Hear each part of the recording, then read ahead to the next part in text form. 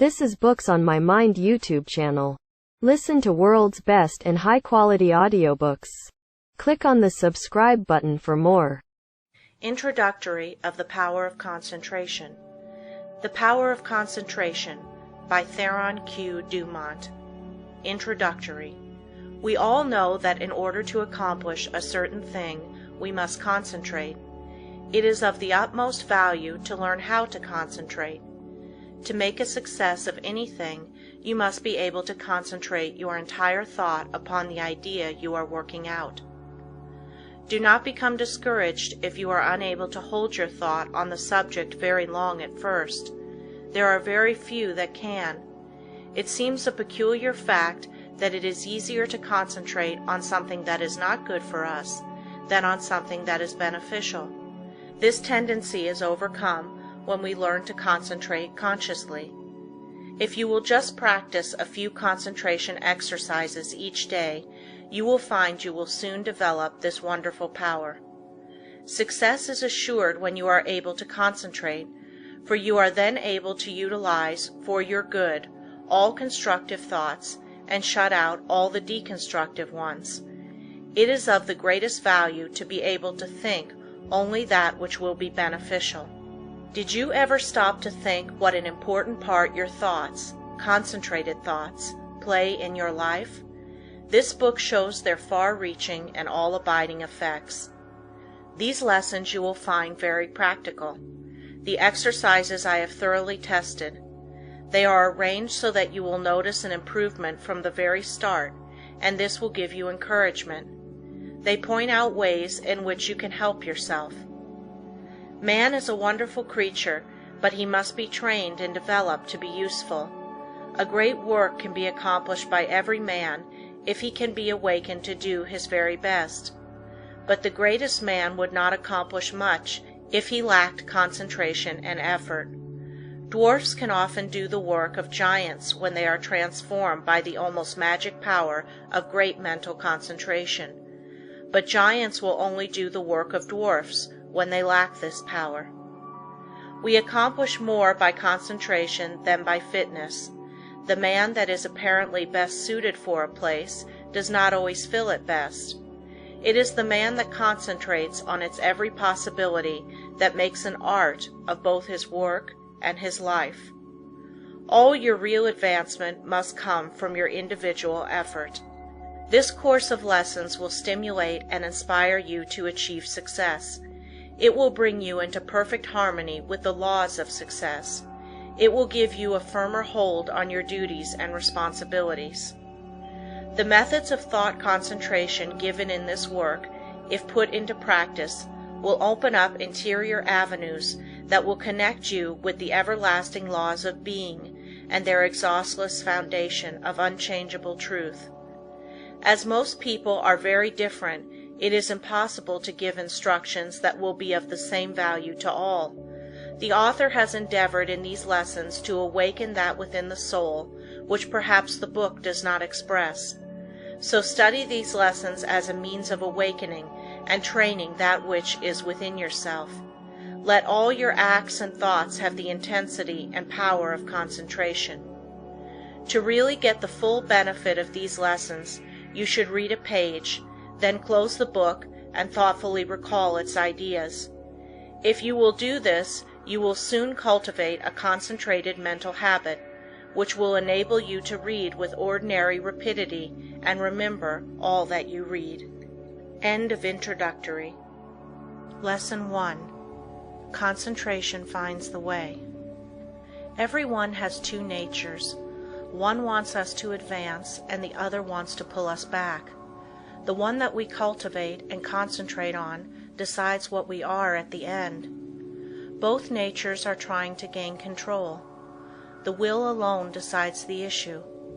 A man by one supreme effort of the will may change his whole career and almost accomplish miracles. You may be that man. You can be, if you will to be, for will can find a way or make one.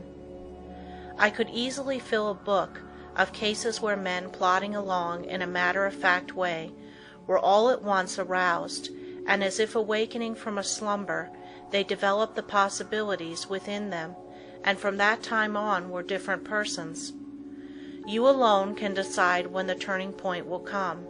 It is a matter of choice whether we allow our diviner self to control us, or whether we will be controlled by the brute within us. No man has to do anything he does not want to do. He is therefore the director of his life if he wills to be. What we are to do is the result of our training. We are like putty and can be completely controlled by our willpower. Habit is a matter of acquirement. You hear people say, "He comes by this or that naturally, a chip off the old block," meaning that he is the only one doing what his parents did. This is quite often the case, but there is no reason for it, for a person can break a habit just the moment he masters the I will. A man may have been a good-for-nothing all his life up to this very minute, but from this time on he begins to amount to something. Even old men have suddenly changed and accomplished wonders. "I lost my opportunity," says one. That may be true, but by sheer force of will we can find a way to bring us another opportunity. There is no truth in the saying that opportunity knocks at our door but once in a lifetime. The fact is, opportunity never seeks us. We must seek it. What usually turns out to be one man's opportunity was another man's loss. In this day, one man's brain is matched against another's. It is often the quickness of brain action that determines the result. One man thinks, "I will do it," but while he procrastinates, the other goes ahead and does the work. They both have the same opportunity. The one will complain of his lost chance, but it should teach him a lesson, and it will, if he is seeking the path that leads to success. Many persons read good books, but they say they do not get much good out of them. They do not realize that all any book or any lesson course can do is to awaken them to their possibilities, to stimulate them to use their willpower. You may teach a person from now until doomsday, but that person will only know what he learns himself. You can lead him to the fountain, but you can't make him drink. One of the most beneficial practices I know of is that of looking for the good in everyone and everything, for there is good in all things. We encourage a person by seeing his good qualities, and we also help ourselves by looking for them. We gain their good wishes, a most valuable asset sometimes. We get back what we give out. The time comes when most all of us need encouragement, need buoying up. So form the habit of encouraging others, and you will find it a wonderful tonic for both those encouraged and yourself, for you will get back encouraging and uplifting thoughts. Life furnishes us the opportunity to improve, but whether we do it or not depends upon how near we live up to what is expected of us. The first of each month, a person should sit down and examine the progress he has made. If he has not come up to expectations, he should discover the reason, and by extra exertion measure up to what is demanded next time. Every time that we fall behind what we plan to do, we lose just so much, for that time is gone forever. We may find a reason for doing it, but most excuses are poor substitutes for action. Most things are possible. Ours may be a hard task, but the harder the task, the greater the reward. It is the difficult things that really develop us. Anything that requires only a small effort utilizes very few of our faculties, and yields a scanty harvest of achievement. So do not shrink from a hard task, for to accomplish one of these will often bring us more good than a dozen lesser triumphs. I know that every man that is willing to pay the price can be a success. The price is not in money, but in effort. The first essential quality for success is the desire to do, to be something. The next thing is to learn how to do it. The next to carry it into execution. The man that is the best able to accomplish anything is the one with a broad mind. the man that has acquired knowledge, that may, it is true, be foreign to this particular case, but is nevertheless of some value in all cases. So the man that wants to be successful must be liberal. He must acquire all the knowledge that he can. He must be well posted not only in one branch of his business, but in every part of it. Such a man achieves success. The secret of success is to try always to improve yourself, no matter where you are or what your position. Learn all you can. Don't see how little you can do, but how much you can do. Such a man will always be in demand, for he establishes the reputation of being a hustler. There is always room for him because progressive firms never let a hustler leave their employment if they can help it. The man that reaches the top is the gritty, plucky, hard worker, and never the timid, uncertain, slow worker. An untried man is seldom put in a position of responsibility and power. The man selected is one that has done something, achieved results in some line, or taken the lead in his department. He is placed there because of his reputation of putting vigor and virility into his efforts, and because he has previously shown that he has pluck and determination. The man that is chosen at the crucial time is not usually a genius. He does not possess any more talent than others, but he has learned that results can only be produced by untiring, concentrated effort. That miracles in business do not just happen.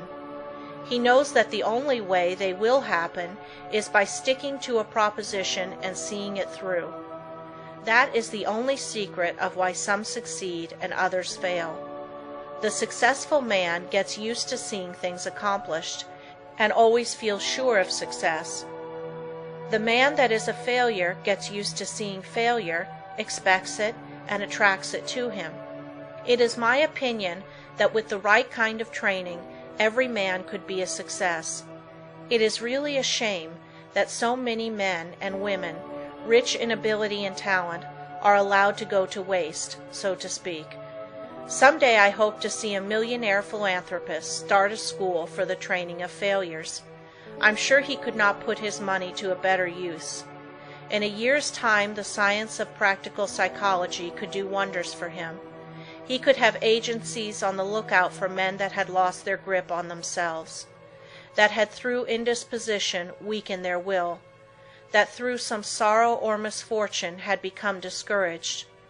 At first all they need is a little help to get them back on their feet, but usually they get a knock downwards instead. The result is that their latent powers never develop, and both they and the world are the losers. I trust that in the near future someone will heed the opportunity of using some of his millions in arousing men that have begun to falter. All they need to be shown is that there is within them an omnipotent source that is ready to aid them, providing they will make use of it. Their minds only have to be turned from despair to hope to make them regain their hold.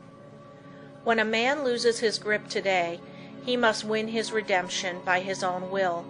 He will get little encouragement or advice of an inspiring nature. He must usually regain the right road alone. He must stop dissipating his energies and turn his attention to building a useful career.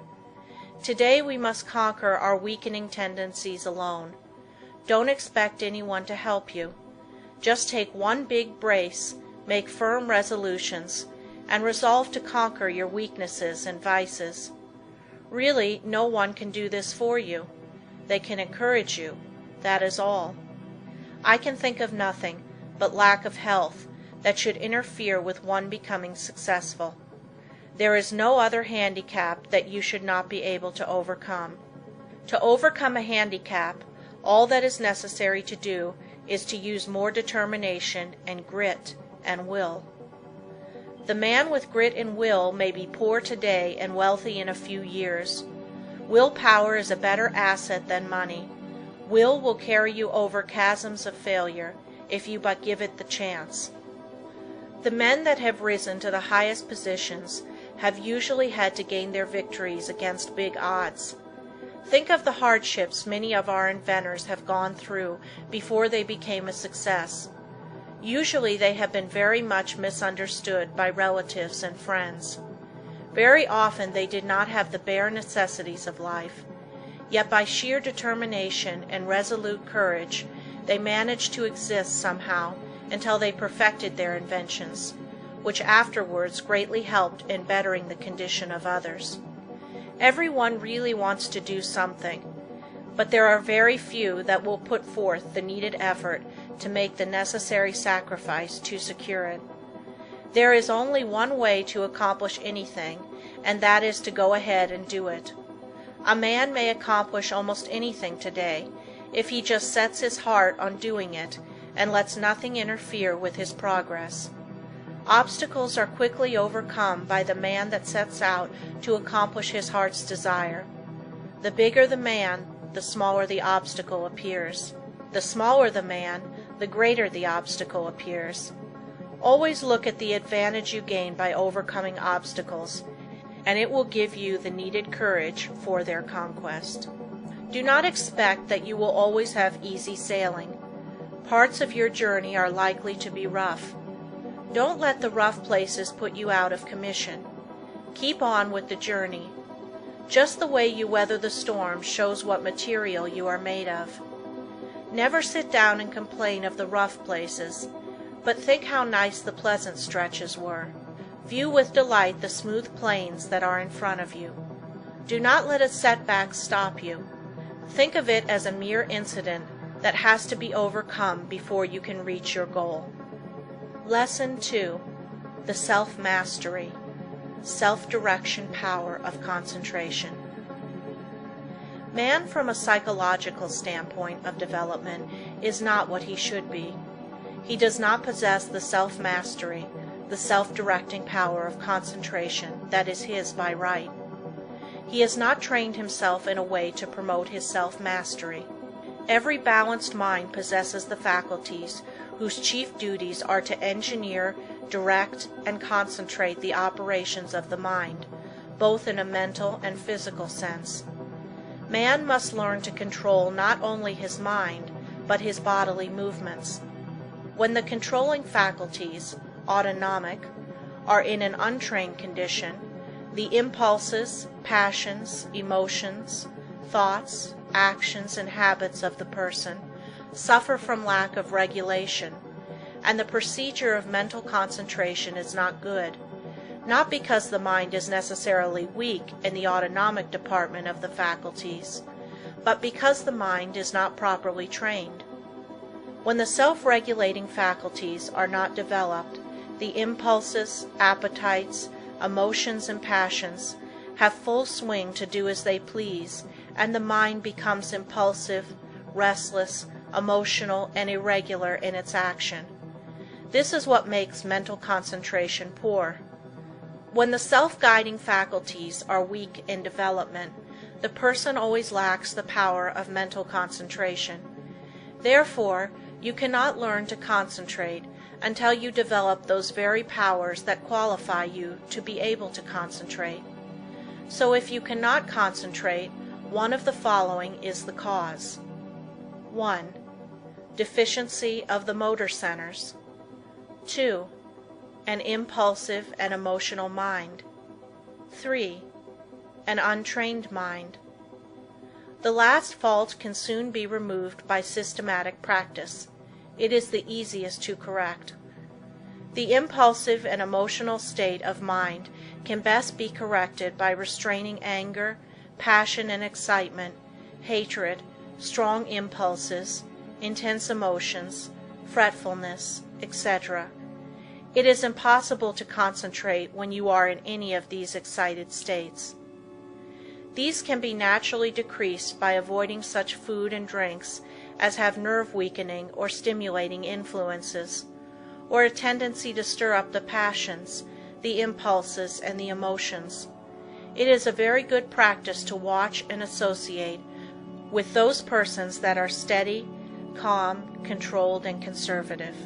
Correcting the deficiency of the motor centers is harder because as the person's brain is undeveloped, he lacks willpower. To cure this takes some time. Persons so afflicted may benefit by reading and studying my course, The Mastermind, to be published by Advanced Thought Publishing Corporation, Chicago, Illinois. Many have the idea that when they get into a negative state, they are concentrating, but this is not so. They may be meditating, though not concentrating. Those that are in a negative state a good deal of the time cannot, as a rule, concentrate very well. They develop instead abstraction of the mind, or absence of mind. Their power of concentration becomes weaker, and they find it difficult to concentrate on anything. They very often injure the brain if they keep up this state. To be able to concentrate, you must possess strength of mind. The person that is feeble-minded cannot concentrate his mind, because of lack of will. The mind that cannot center itself on a special subject or thought is weak. Also, the mind that cannot draw itself from a subject or thought is weak. But the person that can center his mind on any problem, no matter what it is, and remove any unharmonious impressions, has strength of mind. Concentration, first, last, and all of the time, means strength of mind. Through concentration, a person is able to collect and hold his mental and physical energies at work. A concentrated mind pays attention to thoughts, words, acts, and plans. The person who allows his mind to roam at will never accomplish a great deal in the world. He wastes his energies. If you work, think, talk, and act aimlessly, and allow your brain to wander from your subject to foreign fields, you will not be able to concentrate. You concentrate the moment when you say, I want to, I can, I will. Some mistakes some people make. If you waste your time reading sensational stories or worthless newspaper items, you excite the impulsive and the emotional faculties, and this means you are weakening your power of concentration. You will not be a free engineer, able to pilot yourself to success. Concentration of the mind can only be developed by watching yourself closely. All kinds of development commence with close attention. You should regulate your every thought and feeling. When you commence to watch yourself and your own acts, and also the acts of other people, you use the faculties of autonomy, and as you continue to do so, you improve your faculties, until in time you can engineer your every thought, wish, and plan. To be able to focalize the mind on the object at hand in a conscious manner leads to concentration. Only the trained mind can focalize. To hold a thought before it until all the faculties shall have had the time to consider that thought is concentration. The person that cannot direct his thoughts, wishes, plans, resolutions, and studies cannot possibly succeed to the fullest extent. The person that is impulsive one moment and calm the next has not the proper control over himself. He is not a master of his mind, nor of his thoughts, feelings, and wishes. Such a person cannot be a success. When he becomes irritated, he irritates others and spoils all chances of any concern doing their best. But the person that can direct his energies and hold them at work in a concentrated manner controls his every work and act, and thereby gains the power to control others.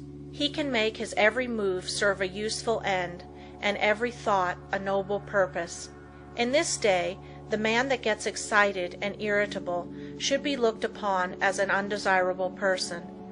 The person of good breeding now speaks with slowness and deliberation. He is cultivating more and more of a reposeful attitude.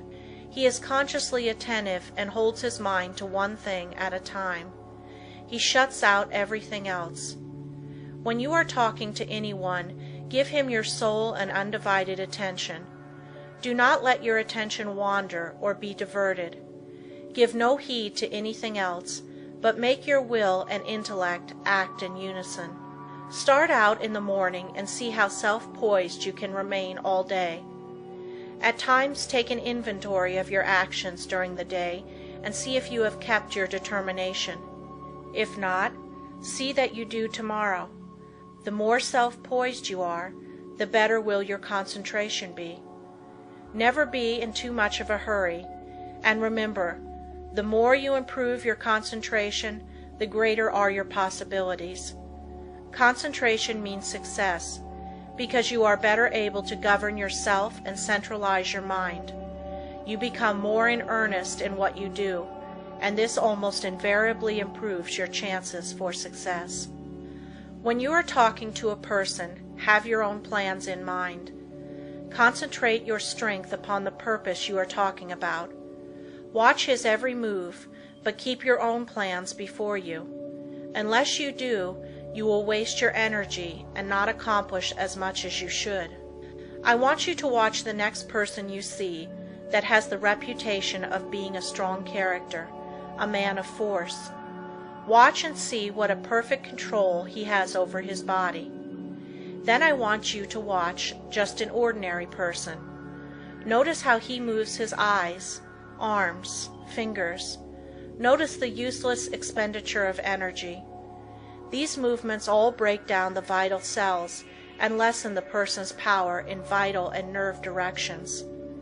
It is just as important for you to conserve your nerve forces as it is the vital forces. As an example, we see an engine going along the track very smoothly. Someone opens all the valves and the train stops. It is the same with you. If you want to use your full amount of steam, you must close your valves and direct your power of generating mental steam toward one end.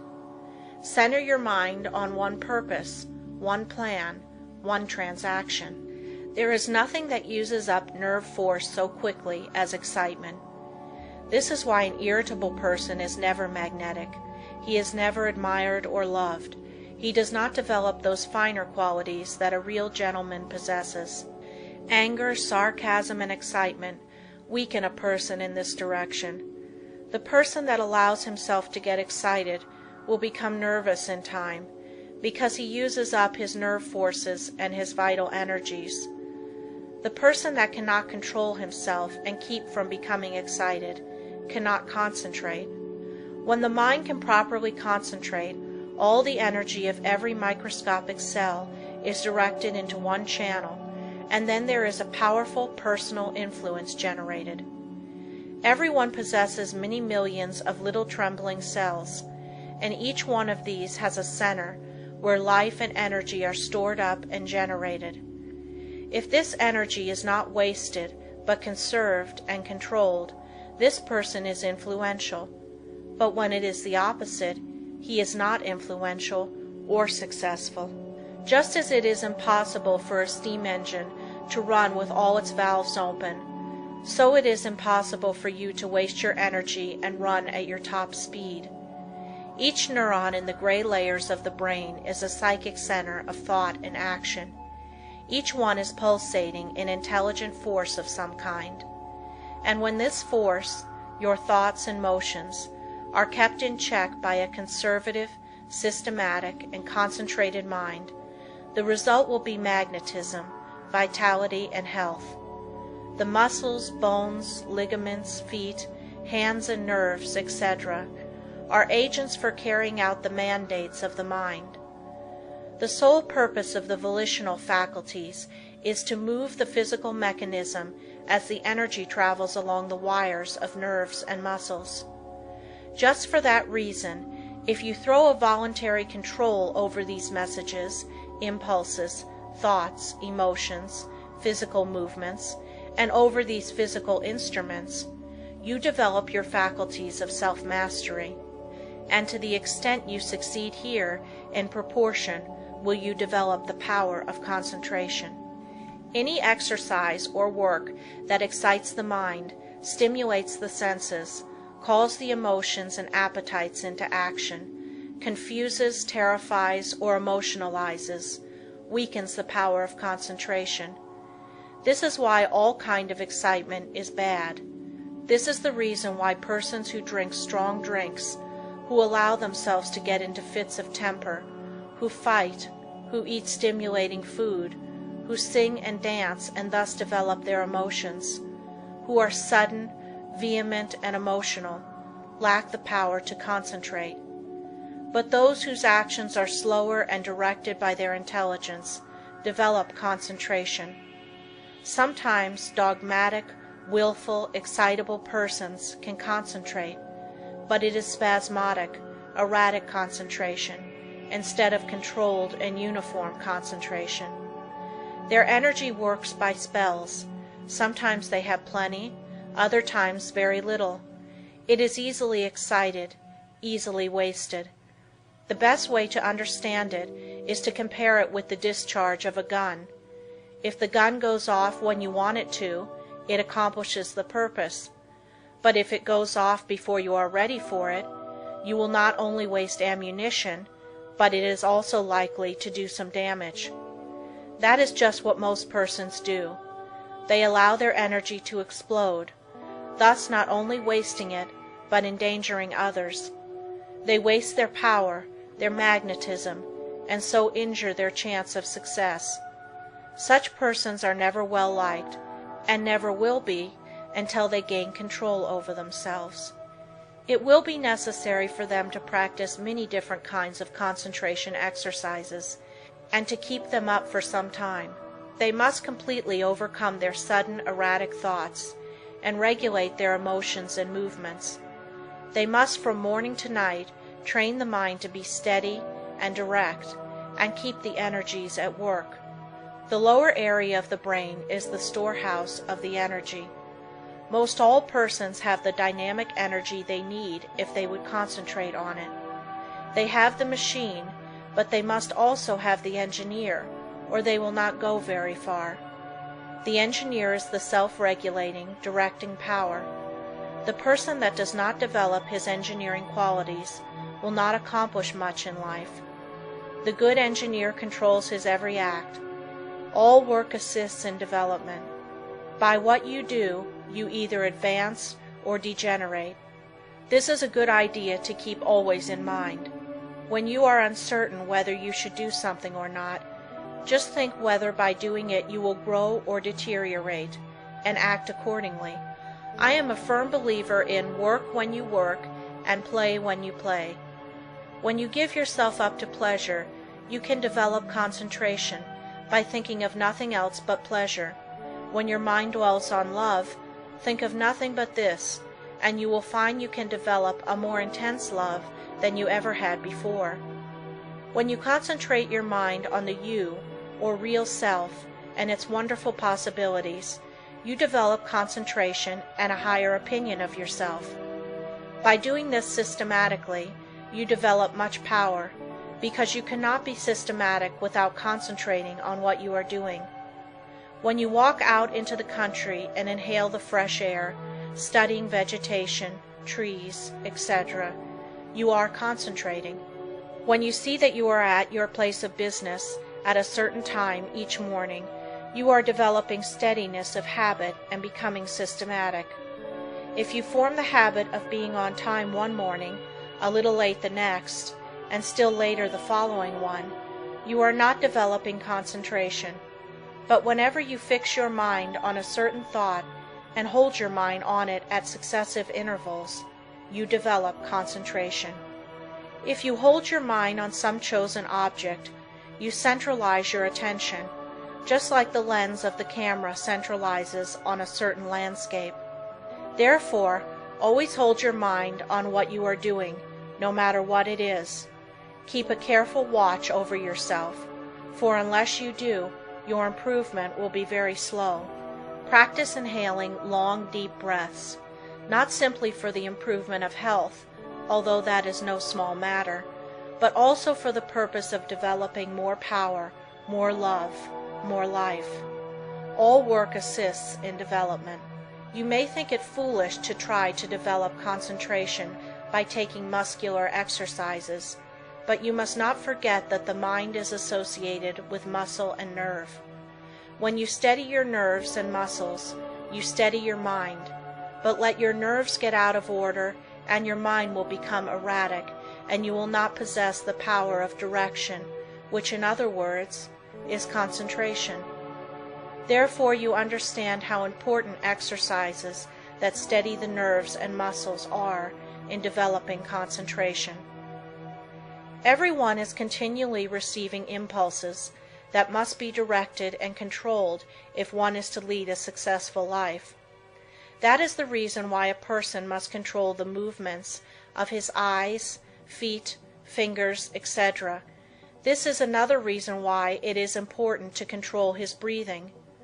The slow, deep, prolonged exhalations are of wonderful value. They steady the circulation, the heart action, muscles and nerves of the mind. If the heart flutters, the circulation is not regular, and when the lung action is uneven, the mind becomes unsteady and not fit for concentration. This is why controlled breathing is very important as a foundation for physical health. You must not only concentrate your mind, but also the action of the eyes, ears, and fingers.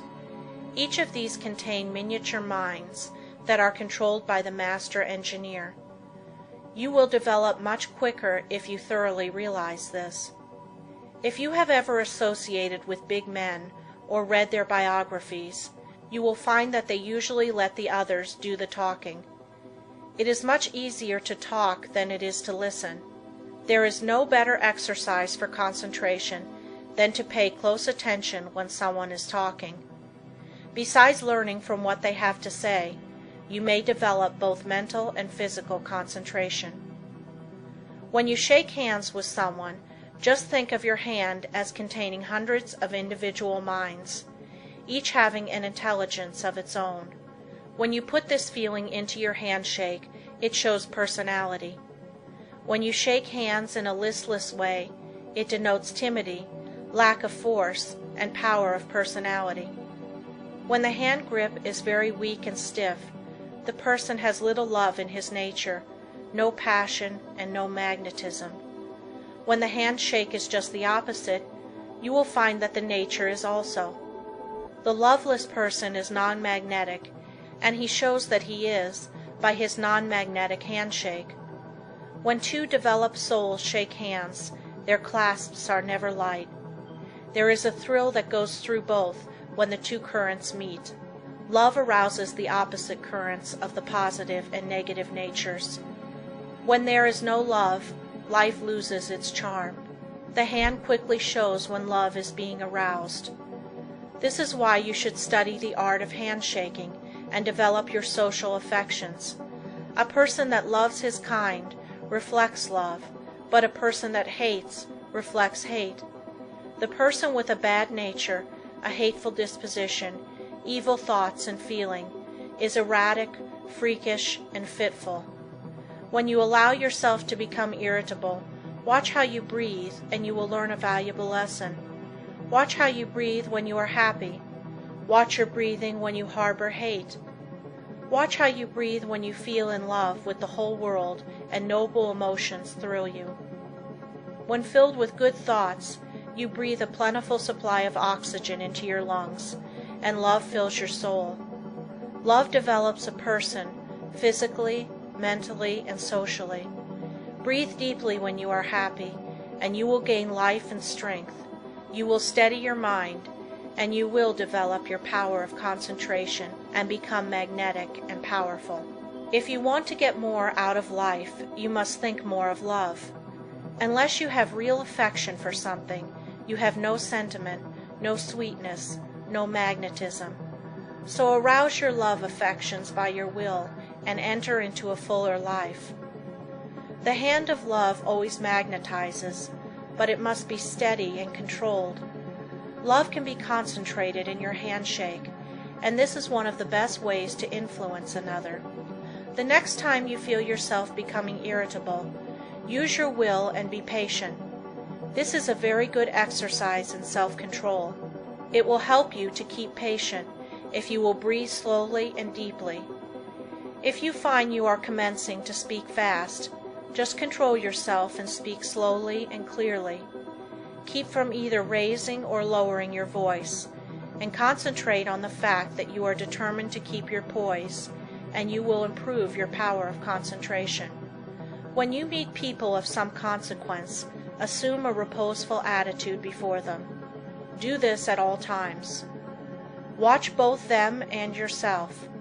Static exercises develop the motor faculties and increase the power of concentration. If you feel yourself getting irritable, nervous, or weak, stand squarely on your feet with your chest up and inhale deeply, and you will see that your irritability will disappear and a silent calm will pass over you. If you are in the habit of associating with nervous, irritable people, quit it until you grow strong in the power of concentration, because irritable, angry, fretful, dogmatic, and disagreeable people will weaken what powers of resistance you have.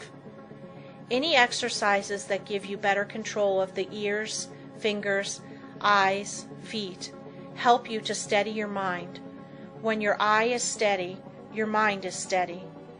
One of the best ways to study a person is to watch his physical movements, for when we study his actions, we are studying his mind, because actions are the expressions of the mind.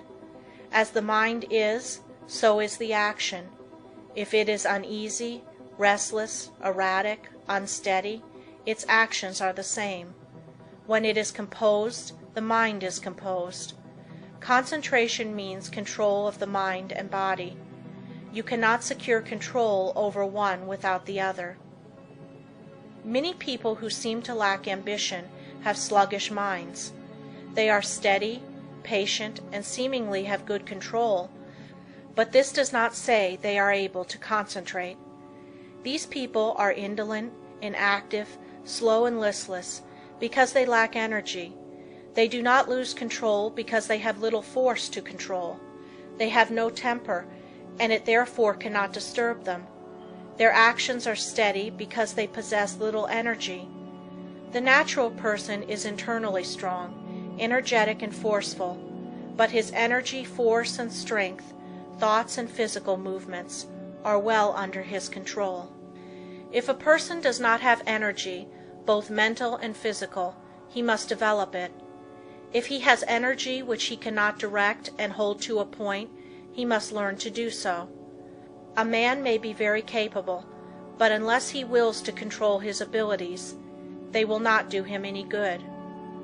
We hear so much talk about the benefit of physical culture, but the real benefit of this is really lost sight of. There is nothing that holds the faculties at work in a sustained and continuous manner as static exercises do. For as stated before, when you learn to control the body, you are gaining control over the mind. End of Lesson 2. Lesson 3. How to gain what you want through concentration. The ignorant person may say, "How can you get anything merely by wanting it?" I say that through concentration you can get anything you want. Every desire can be gratified, but whether it is will depend upon you concentrating to have that desire fulfilled. Merely wishing for something will not bring it. Wishing you had something shows a weakness and not a belief that you will really get it. So never merely wish, as we are not living in a fairy age. You use up just as much brain force in vain imaginings as you do when you think of something worthwhile. Be careful of your desires. Make a mental picture of what you want and set your will to this until it materializes. Never allow yourself to drift without helm or rudder. Know what you want to do and strive with all your might to do it, and you will succeed. Feel that you can accomplish anything you undertake. Many undertake to do things, but feel when they start they are going to fail, and they usually do. I will give an illustration. A man goes to a store for an article. The clerk says, "I'm sorry, we do not have it." But the man that is determined to get that thing inquires if he does not know where he can get it. Again receiving an unsatisfactory answer, the determined buyer consults the manager, and finally he finds where the article can be bought. That is the whole secret of concentrating on getting what you want. And remember, your soul is a center of all power, and you can accomplish what you will to. "I'll find a way or make one," is the spirit that wins. I know a man that is now head of a large bank. He started there as a messenger boy. His father had a button made for him with a P on it and put it on his coat. He said, "Son, that P is a reminder that someday you are to be the president of your bank. I want you to keep this thought in your mind. Every day do something that will put you nearer your goal." Each night after supper he would say, "Son, what did you do today?" In this way the thought was always kept in mind. He concentrated on becoming president of that bank, and he did. His father told him never to tell anyone what the P stood for. A good deal of fun was made of it by his associates, and they tried to find out what it stood for, but they never did until he was made president, and then he told the secret. Don't waste your mental powers in wishes. Don't dissipate your energies by trying to satisfy every whim. Concentrate on doing something really worthwhile. The man that sticks to something is not the man that fails. Power to him who power exerts. Emerson. Success today depends largely on concentrating on the interior law of force, for when you do this you awaken those thought powers or forces which, when used in business, ensures permanent results. Until you are able to do this, you have not reached your limit in the use of your forces. This great universe is interwoven with myriads of forces. You make your own place, and whether it is important depends upon you. Through the indestructible and unconquerable law, you can in time accomplish all right things, and therefore do not be afraid to undertake whatever you really desire to accomplish and are willing to pay for in effort. Anything that is right is possible. That which is necessary will inevitably take place. If something is right, it is your duty to do it, though the whole world thinks it to be wrong. God and one are always a majority, or in plain words, that omnipotent interior law which is God, and the organism that represents you, is able to conquer the whole world if your cause is absolutely just. Don't say, "I wish I was a great man." You can do anything that is proper and you want to do. Just say, "You can," "You will," "You must." Just realize this and the rest is easy. You have the latent faculties and forces to subdue anything that tries to interfere with your plans. Let the troubles and responsibilities of life come thick and fast. I am ready for them. My soul is unconquerable. I represent the infinite law of force, or of all power. This God within is my all-sufficient strength and ever-present help in time of trouble. The more difficulties, the greater its triumphs through me. The harder my trials, the faster I go in the development of my inherent strength. Let all else fail me. This interior reliance is all-sufficient. The right must prevail. I demand wisdom and power to know and follow the right.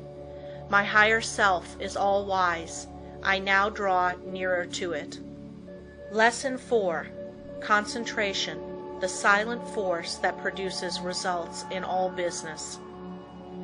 I want you first to realize how powerful thought is. A thought of fear has turned a person's hair gray in a night. A prisoner condemned to die was told that if he would consent to an experiment and live through it, he would be freed. He consented. They wanted to see how much blood a person could lose and still live. They arranged that blood would apparently drop from a cut made in his leg. The cut made was very slight, from which practically no blood escaped. The room was darkened, and the prisoner thought the dropping he heard was really coming from his leg. The next morning he was dead through mental fear. The two above illustrations will give you a little idea of the power of thought. To thoroughly realize the power of thought is worth a great deal to you. Through concentrated thought power you can make yourself whatever you please. By thought you can greatly increase your efficiency and strength. You are surrounded by all kinds of thoughts, some good, others bad, and you are sure to absorb some of the latter if you do not build up a positive mental attitude. If you will study the needless moods of anxiety, worry, despondency, discouragement, and others that are the result of uncontrolled thoughts, you will realize how important the control of your thoughts are. Your thoughts make you what you are. When I walk along the street and study the different people's faces, I can tell how they spent their lives. It all shows in their faces, just like a mirror reflects their physical countenances.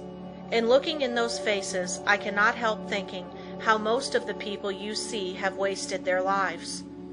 The understanding of the power of thought will awaken possibilities within you that you never dreamed of. Never forget that your thoughts are making your environment, your friends, and as your thoughts change, these will also.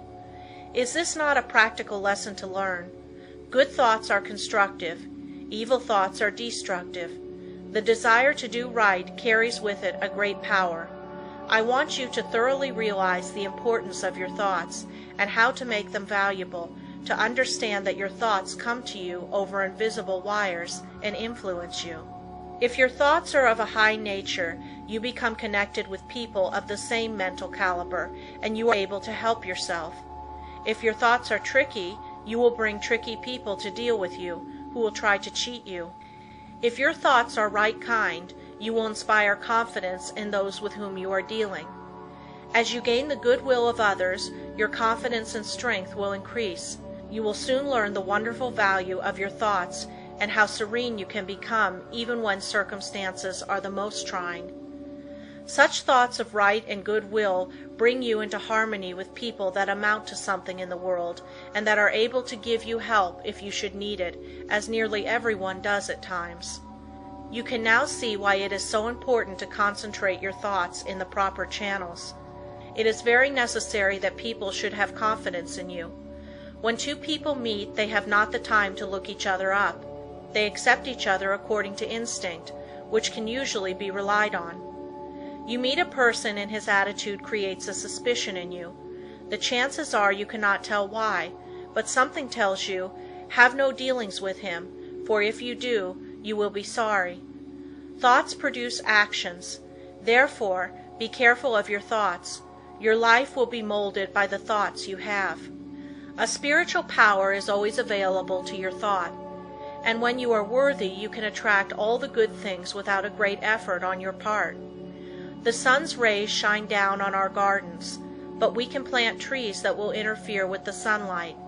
There are invisible forces ready to help you if you do not think and act to intercept these.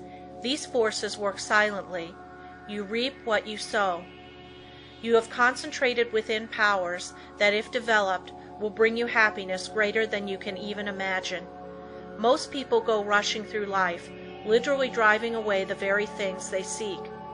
By concentration you can revolutionize your life, accomplish infinitely more, and without a great effort. Look within yourself and you will find the greatest machine ever made. How to speak wisely. In order to speak wisely, you must secure at least a partial concentration of the faculties and forces upon the subject at hand.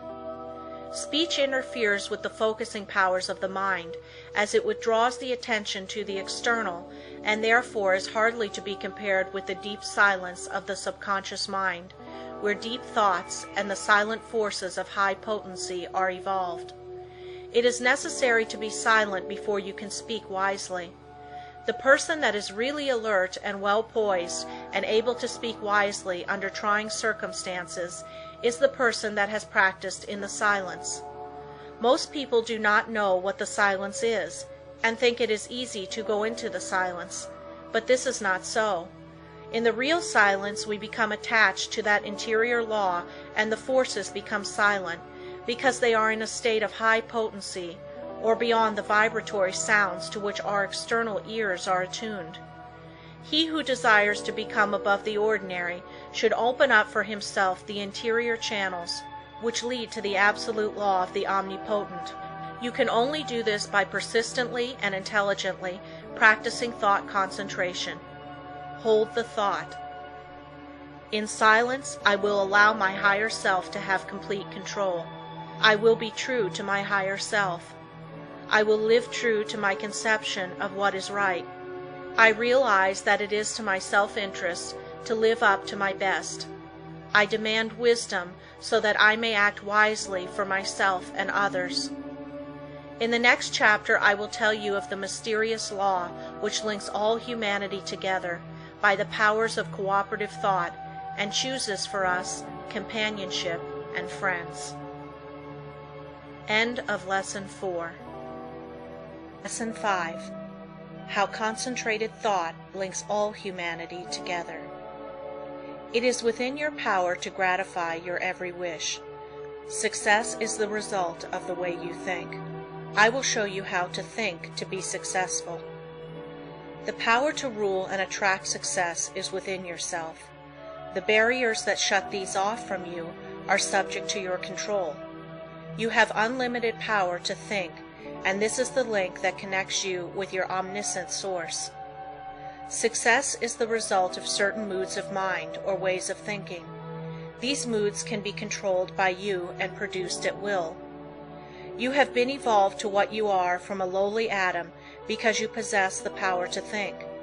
This power will never leave you, but will keep urging you on until you reach perfection. As you evolve, you create new desires, and these can be gratified. The power to rule lies within you.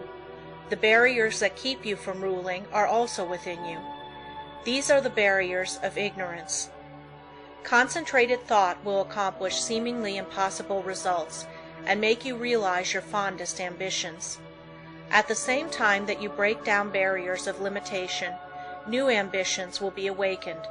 You begin to experience conscious thought constructions. If you will just realize that through deep concentration you become linked with thoughts of omnipotence, you will kill out entirely your belief in your limitations, and at the same time will drive away all fear and other negative and destructive thought forces which constantly work against you. In the place of these you will build up a strong assurance that your every venture will be successful.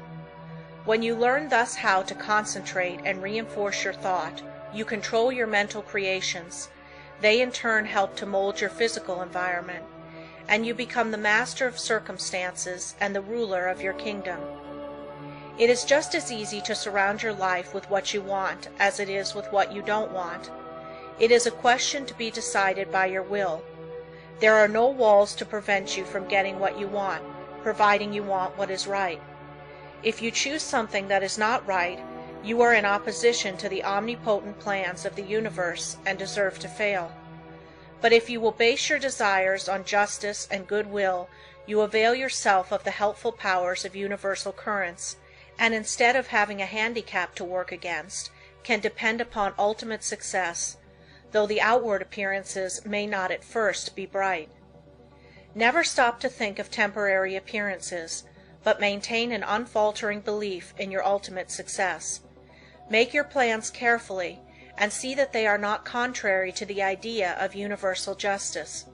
The main thing for you to remember is to keep at bay the destructive and opposing forces of fear and anger and their satellites. There is no power so great as the belief which comes from the knowledge that your thought is in harmony with the divine law of thought and the sincere conviction that your cause is right. You may be able seemingly to accomplish results for a time, even if your cause is unjust, but the results will be temporary, and in time you will have to tear down your thought edifice and build on the true foundation of right. Plans that are not built on truth produce discordant vibrations and are therefore self-destructive. Never try to build until you can build right. It is a waste of time to do anything else. You may temporarily put aside your desire to do right, but its true vibrations will interfere with your unjust plans until you are forced back into righteous paths of power. All just causes succeed in time, though temporarily they may fail. So if you should face the time when everything seems against you, quiet your fears, drive away all destructive thoughts, and uphold the dignity of your moral and spiritual life. Where there is a will, there is a way. The reason this is so is that the will can make a way if given the chance to secure the assistance of aiding forces. The more it is developed, the higher the way to which it will lead. When everything looks gloomy and discouraging, then is the time to show what you are made of by rejoicing that you can control your moods by making them as calm, serene, and bright as if prosperity were yours. Be faithful in sowing the thought seeds of success, and perfect trust that the sun will not cease to shine and bring a generous harvest in one season. It is not always necessary to think of the success of a venture when you are actually engaged in it. For when the body is inactive, the mind is most free to catch new ideas that will further the opportunity you are seeking. When you are actually engaged in doing something, you are thinking in the channels you have previously constructed, and the work does not have to be done over again. When you are in a negative mood, the intuitions are more active, for you are not then controlling your thoughts by the will. Everything we do should have the approval of the intuition. When you are in a negative mood, you attract thoughts of similar nature through the law of affinity. That is why it is so important to form thoughts of a success nature to attract similar ones. If you have never made a study of this subject, you may think this is all foolishness, but it is a fact that there are thought currents that unerringly bring thoughts of a similar nature. Many persons who think of failure actually attract failure by their worries, their anxieties, their overactivity. These thoughts are bound to bring failure. When you once learn the laws of thought and think of nothing but good, truth, success, you will make more progress with less effort than you ever made before. There are forces that can aid the mind that are hardly dreamed of by the average person. When you learn to believe more in the value of thought and its laws, you will be led aright and your business gains will multiply. The following method may assist you in gaining better thought control. If you are unable to control your fears, just say to your faulty determination, "Do not falter or be afraid, for I am not really alone. I am surrounded by invisible forces that will assist me to remove the unfavorable appearances." Soon you will have more courage. The only difference between the fearless man and the fearful one is in his will, his hope. So if you lack success, believe in it, hope for it, claim it. You can use the same method to brace up your thoughts of desire, aspiration, imagination, expectation, ambition, understanding, trust, and assurance. If you get anxious, angry, discouraged, undecided, or worried, it is because you are not receiving the cooperation of the higher powers of your mind. By your will you can so organize the powers of the mind that your moods change only as you want them to, instead of as how circumstances affect you. I was recently asked if I advised concentrating on what you eat, or what you see while walking. My reply was that no matter what you may be doing, when in practice, think of nothing else but that act at that time. The idea is to be able to control your unimportant acts.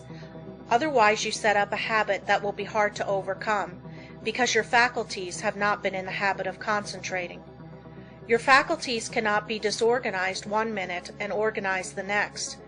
If you allow the mind to wander while you are doing small things, it will be likely to get into mischief and make it hard to concentrate on the important act when it comes.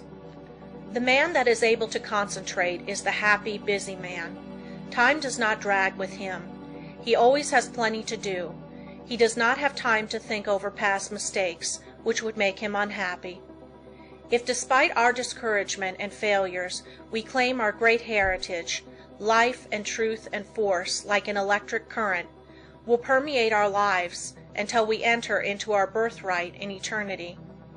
The will does not act with clearness, decision, and promptness unless it is trained to do so. There are comparatively few that really know what they are doing every minute of the day. This is because they do not observe with sufficient orderliness and accuracy to know what they are doing. It is not difficult to know what you are doing all the time, if you will just practice concentration with a reposeful deliberation, and train yourself to think clearly, promptly, and decisive. If you allow yourself to worry or hurry in what you are doing, this will not be clearly photographed upon the sensitized plate of the subjective mind, and you therefore will not be really conscious of your actions. So practice accuracy and concentration of thought, and also absolute truthfulness, and you will soon be able to concentrate. Lesson 6. The Training of the Will to Do. The will to do is the greatest power in the world that is concerned with human accomplishment, and no one can, in advance, determine its limits. The things that we do now would have been a few years ago impossibilities. Today the safe maxim is, all things are possible. The will to do is a force that is strictly practical, yet it is difficult to explain just what it is. It can be compared to electricity because we know it only through its cause and effects. It is a power we can direct, and to just the extent we direct it do we determine our future. Every time you accomplish any definite act, consciously or unconsciously, you use the principle of the will. You can will to do anything, whether it is right or wrong, and therefore the way you use your will makes a big difference in your life. Every person possesses some will to do. It is the inner energy which controls all conscious acts. What you will to do directs your life forces. All habits, good or bad, are the result of what you will to do. You improve or lower your condition in life by what you will to do. Your will has a connection with all avenues of knowledge, all activities, all accomplishment. You probably know of cases where people have shown wonderful strength under some excitement, similar to the following. The house of a farmer's wife caught on fire. No one was around to help her move anything. She was a frail woman and ordinarily was considered weak.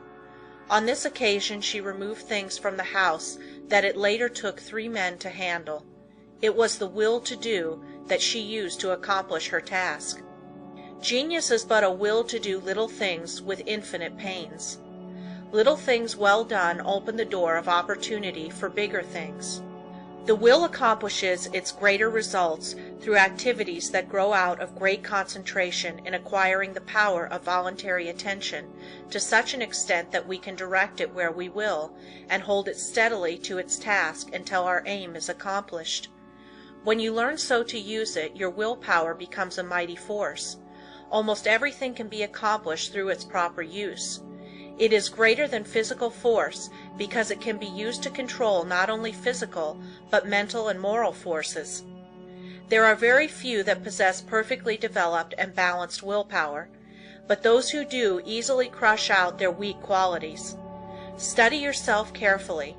Find out your greatest weaknesses and then use your willpower to overcome it. In this way, eradicate your faults one by one until you have built up a strong character and personality. Rules for improvement. A desire arises. Now think whether this would be good for you. If it is not, use your willpower to kill out the desire, but on the other hand, if it is a righteous desire, summon all your willpower to your aid, crush all obstacles that confront you, and secure possession of the coveted good. Slowness in making decisions. This is a weakness of willpower. You know you should do something, but you delay doing it through lack of decision. It is easier not to do a certain thing than to do it, but conscience says to do it. The vast majority of persons are failures because of the lack of deciding to do a thing when it should be done. Those that are successful have been quick to grasp opportunities by making a quick decision. This power of will can be used to bring culture, wealth, and health. Some special pointers.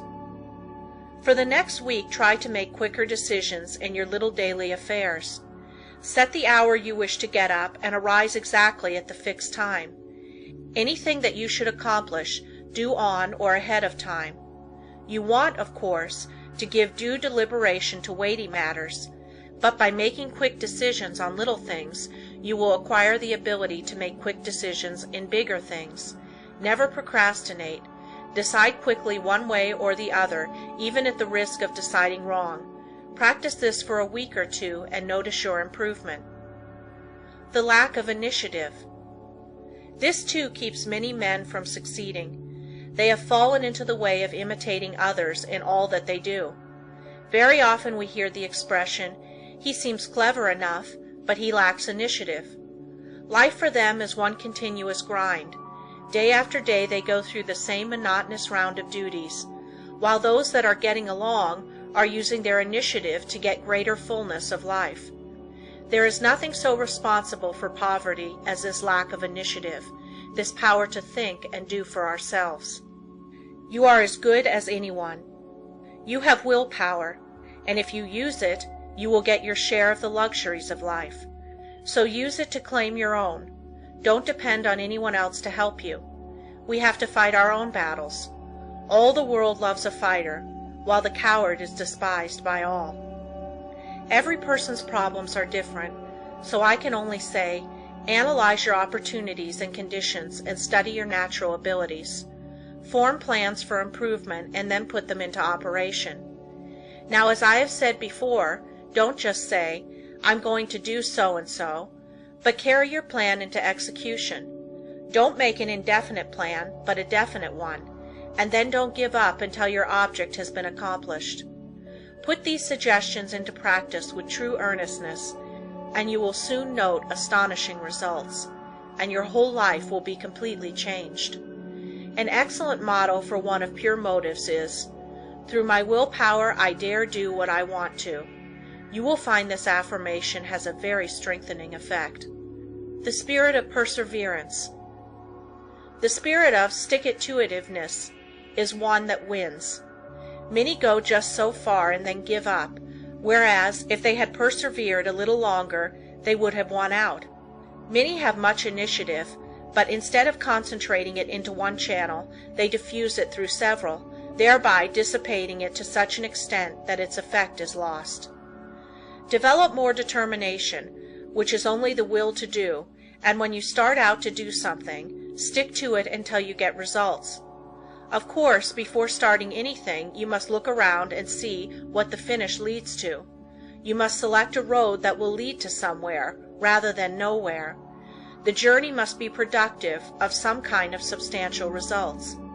The trouble with so many young men is that they launch enterprises without any end in sight. It is not so much the start as the finish of a journey that counts. Each little move should bring you nearer the goal which you planned to reach before the enterprise began. Lack of perseverance is nothing but the lack of the will to do. It takes the same energy to say, "I will continue," as to say, "I give up." Just the moment you say the latter, you shut off your dynamo, and your determination is gone. Every time you allow your determination to be broken, you weaken it. Don't forget this. Just the instant you notice your determination beginning to weaken, concentrate on it, and by sheer willpower, make it continue on the job. Never try to make a decision when you are not in a calm state of mind. If in a quick temper, you are likely to say things you afterwards regret. In anger, you follow impulse rather than reason. No one can expect to achieve success if he makes decisions when not in full control of his mental forces. Therefore, make it a fixed rule to make decisions only when at your best. If you have a quick temper, you can quickly gain control over it by simple rule of counting backwards. To count backwards requires concentration, and you thus quickly regain a calm state. In this way you can break the temper habit. It will do you a lot of good to think over what you said and thought the last time you were angry. Persevere until you see yourself as others see you. It would do no harm to write the scene out in story form, and then sit in judgment of the character that played your part.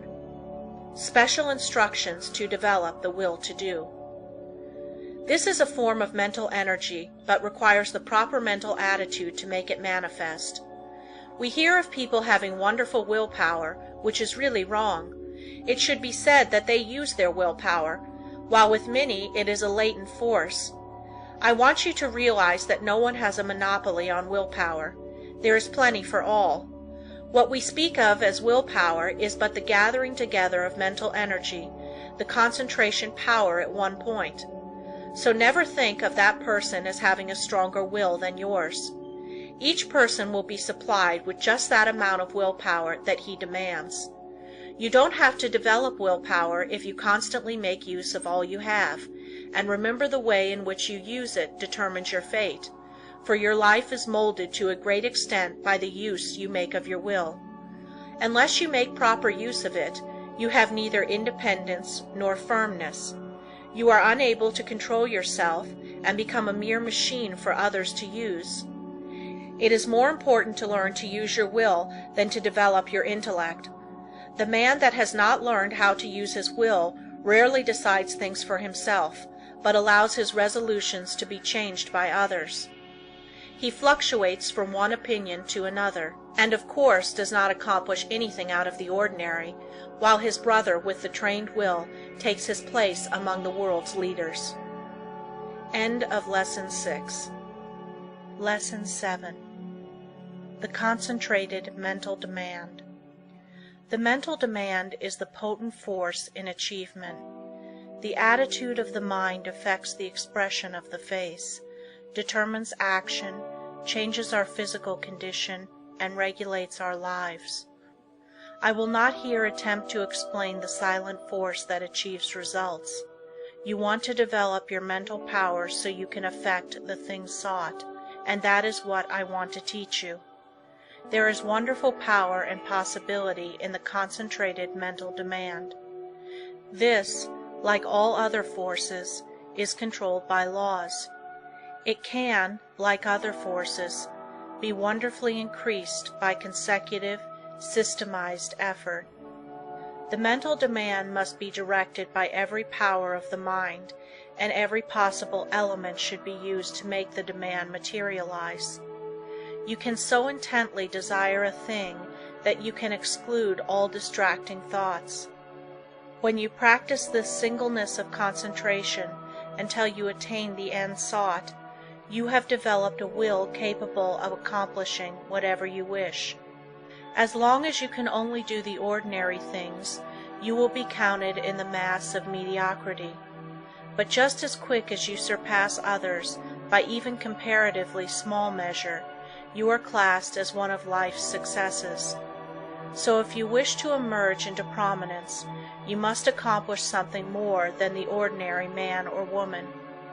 It is easy to do this if you will but concentrate on what you desire and put forth your best effort. It is not the runner with the longest legs or the strongest muscles that wins the race, but the one that can put forth the greatest desire force. You can best understand this by thinking of an engine. The engine starts up slowly, the engineer gradually extending the throttle to the top notch. It is then keyed up to its maximum speed. The same is true of two runners. They start off together and gradually they increase their desire to go faster.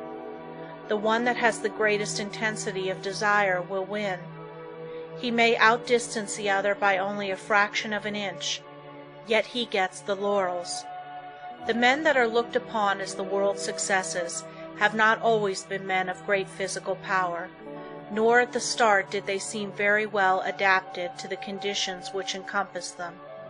In the beginning they were not considered men of superior genius, but they won their success by their resolution to achieve results in their undertakings, by permitting no setback to dishearten them, no difficulties to daunt them. Nothing could turn them or influence them against their determination. They never lost sight of their goal. In all of us there is this silent force of wonderful power. If developed, it can overcome conditions that would seem insurmountable. It is constantly urging us on to greater achievement. The more we become acquainted with it, the better strategists we become, the more courage we develop, and the greater the desire within us for self-expression in activity along many lines. No one will ever be a failure if he becomes conscious of this silent force within that controls his destiny. But without the consciousness of this inner force, you will not have a clear vision, and external conditions will not yield to the power of your mind. It is the mental resolve that makes achievement possible. Once this has been formed, it should never be allowed to cease, to press its claim until its object is attained. To make plans work out, it will, at times, be necessary to use every power of your mind. Patience, perseverance, and all the indomitable forces within one will have to be mustered and used with the greatest effectiveness. Perseverance is the first element of success. In order to persevere, you must be ceaseless in your application. It requires you to concentrate your thoughts upon your undertaking and bring every energy to bear upon keeping them focused upon it until you have accomplished your aim. To quit short of this is to weaken all future efforts. The mental demand seems an unreal power because it is intangible, but it is the mightiest power in the world. It is a power that is free for you to use. No one can use it for you. The mental demand is not a visionary one. It is a potent force, which you can use freely without cost. When you are in doubt, it will counsel you. It will guide you when you are uncertain. When you are in fear, it will give you courage. It is the motive power which supplies the energies necessary to the achievement of the purpose. You have a large storehouse of possibilities. The mental demand makes possibilities realities. It supplies everything necessary for the accomplishment. It selects the tools and instructs how to use them. It makes you understand the situation. Every time you make a mental demand, you strengthen the brain centers by drawing to you external forces. Few realize the power of a mental demand. It is possible to make your demand so strong that you can impart what you have to say to another without speaking to him. Have you ever, after planning to discuss a certain matter with a friend, had the experience of having him broach the subject before you had a chance to speak of it? Have you ever, in a letter, made a suggestion to a friend that he carried out before your letter reached him? Have you ever wanted to speak to a person who, just then walked in or telephoned? I have had many such responses to thought, and you and your friends have doubtless experienced them too. These two things are neither coincidences nor accidents, but are the results of mental demand launched by strong concentration. The person that never wants anything gets little. To demand resolutely is the first step toward getting what you want. The power of the mental demand seems absolute, the supply illimitable. The mental demand projects itself and causes to materialize the conditions and opportunities needed to accomplish the purpose. Do not think I overestimate the value of the mental demand. It brings the fuller life if used for only righteous purposes. Once the mental demand is made, however, never let it falter. If you do, the current that connects you with your desire is broken. Take all the necessary time to build a firm foundation, so that there need not be even an element of doubt to creep in. Just the moment you entertain doubt, you lose some of the demand force, and force once lost is hard to regain. So whenever you make a mental demand, hold steadfastly to it until your need is supplied. I want to repeat again that power of mental demand is not a visionary one. It is concentrated power only, and can be used by you. It is not supernatural power, but requires a development of the brain centers. The outcome is sure when it is given with a strong, resolute determination.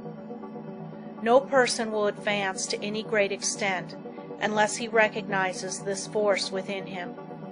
If you have not become aware of it, you have not made very much of a success of your life. It is this something that distinguishes that man from other men. It is this subtle power that develops strong personality. If you want a great deal, you must demand a great deal. Once you make your demand, anticipate its fulfillment. It depends upon us. We are rewarded according to our efforts. The power of mental demand can bring us what we want. We become what we determine to be. We control our destiny. Get the right mental attitude, then in accordance with your ability, you can gain success. And every man of average ability, the ordinary man that you see about you, can be really successful, independent, free of worry, his own master, if he can manage to do just two things. First, remain forever dissatisfied with what he is doing and what he has accomplished. Second, develop in his mind a belief that the word impossible was not intended for him. Build up in his mind the confidence that enables the mind to use its power. Many, especially the older men, will ask, "How can I build up that self-confidence in my brain? How can I, after months and years of discouragement, of dull plodding, suddenly conceive and carry out a plan for doing something that will make life worthwhile and change the monotonous routine? How can a man get out of a rut after he has been in it for years and has settled down to the slow jog trot that leads to the grave?" The answer is the thing can be done, and millions have done it. One of the names most honored among the great men of France is that of Littré, who wrote and compiled the great French dictionary, a monument of learning. He is the man whose place among the 40 immortals of France was taken by the great Pasteur when the latter was elected to the Academy. Littré began the work that makes him famous when he was more than 60 years old. Lesson 8. Concentration gives mental poise. You will find that the man that concentrates is well poised, whereas the man that allows his mind to wander is easily upset. When in this state, wisdom does not pass from the subconscious storehouse into the consciousness. There must be mental quiet before the two consciousnesses can work in harmony. When you are able to concentrate, you have peace of mind. If you are in the habit of losing your poise, form the habit of reading literature that has a quieting power. Just the second you feel your poise slipping, say, "Peace," and then hold this thought in mind, and you will never lose your self-control. There cannot be perfect concentration until there is peace of mind. So keep thinking peace, acting peace, until you are at peace with all the world. For when once you have reached this state, there will be no trouble to concentrate on anything you wish. When you have peace of mind, you are not timid or anxious or fearful or rigid, and you will not allow any disturbing thought to influence you. You cast aside all fears and think of yourself as a spark of the Divine Being, as a manifestation of the one universal principle that fills all space and time. Think of yourself thus as a child of the infinite, possessing infinite possibilities. Write on a piece of paper, "I have the power to do and to be whatever I wish to do and be." Keep this mentally before you, and you will find the thought will be of great help to you. The mistake of concentrating on your business while away. In order to be successful today, you must concentrate, but don't become a slave to concentration and carry your business cares home. Just as sure as you do, you will be burning the life forces at both ends, and the fire will go out much sooner than was intended. Many men become so absorbed in their business that when they go to church they do not hear the preacher because their minds are on their business. If they go to the theater, they do not enjoy it because their business is on their minds. When they go to bed, they think about business instead of sleep and wonder why they don't sleep. This is the wrong kind of concentration and is dangerous. It is involuntary. When you are unable to get anything out of your mind, it becomes unwholesome, as any thought held continuously causes weariness of the flesh. It is a big mistake to let a thought rule you instead of ruling it. He who does not rule himself is not a success. If you cannot control your concentration, your health will suffer. So never become so absorbed with anything that you cannot lay it aside and take up another. This is self-control. Concentration is paying attention to a chosen thought. Everything that passes before the eye makes an impression on the subconscious mind, but unless you pay attention to some certain thing, you will not remember what you saw. For instance, if you walk down a busy street without seeing anything that attracted your particular attention, you could not recall anything you saw. So you see only what attracts your attention. If you work, you only see and remember what you think about. When you concentrate on something, it absorbs your whole thought. Self-study valuable. Everyone has some habits that can be overcome by concentration.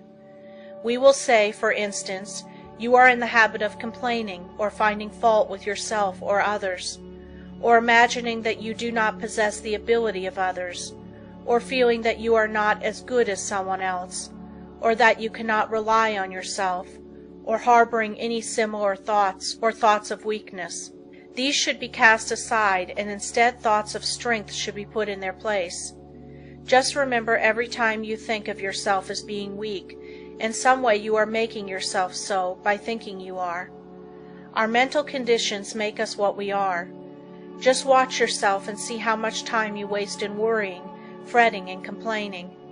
The more of it you do, the worse off you are. Just the minute you are aware of thinking a negative thought, immediately change to a positive one. If you start to think of failure, change to thinking of success. You have the germ of success within you.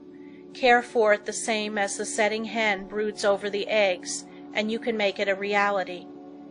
You can make those that you come in contact with feel as you do, because you radiate vibrations of the way you feel, and your vibrations are felt by others. When you concentrate on a certain thing, you turn all the rays of your vibrations on this. Thought is the directing power of all life's vibrations. If a person should enter a room with a lot of people and feel as if he were a person of no consequence, no one would know he was there unless they saw him, and even if they did, they would not remember seeing him, because they were not attracted towards him. But let him enter the room feeling he was magnetic and concentrating on this thought, others would feel his vibration. So remember, the way you feel, you can make others feel. This is the law. Make yourself a concentrated dynamo from which your thoughts vibrate to others. Then you are a power in the world.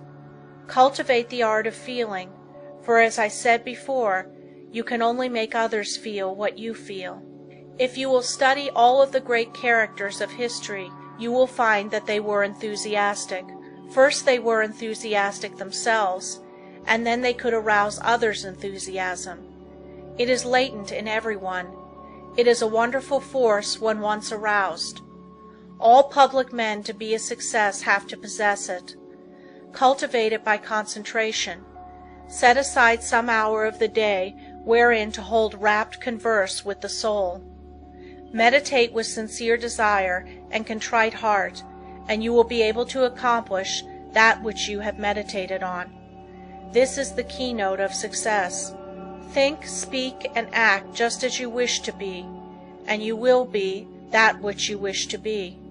You are just what you think you are, and not what you may appear to be. You may fool others, but not yourself. You may control your life and actions just as you can control your hands. If you want to raise your hand, you must first think of raising it.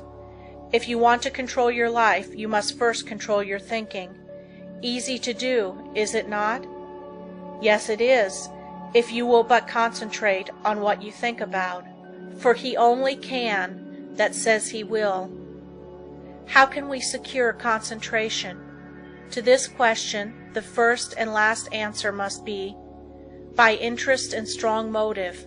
The stronger the motive, the greater the concentration. Eustace Miller, M.D.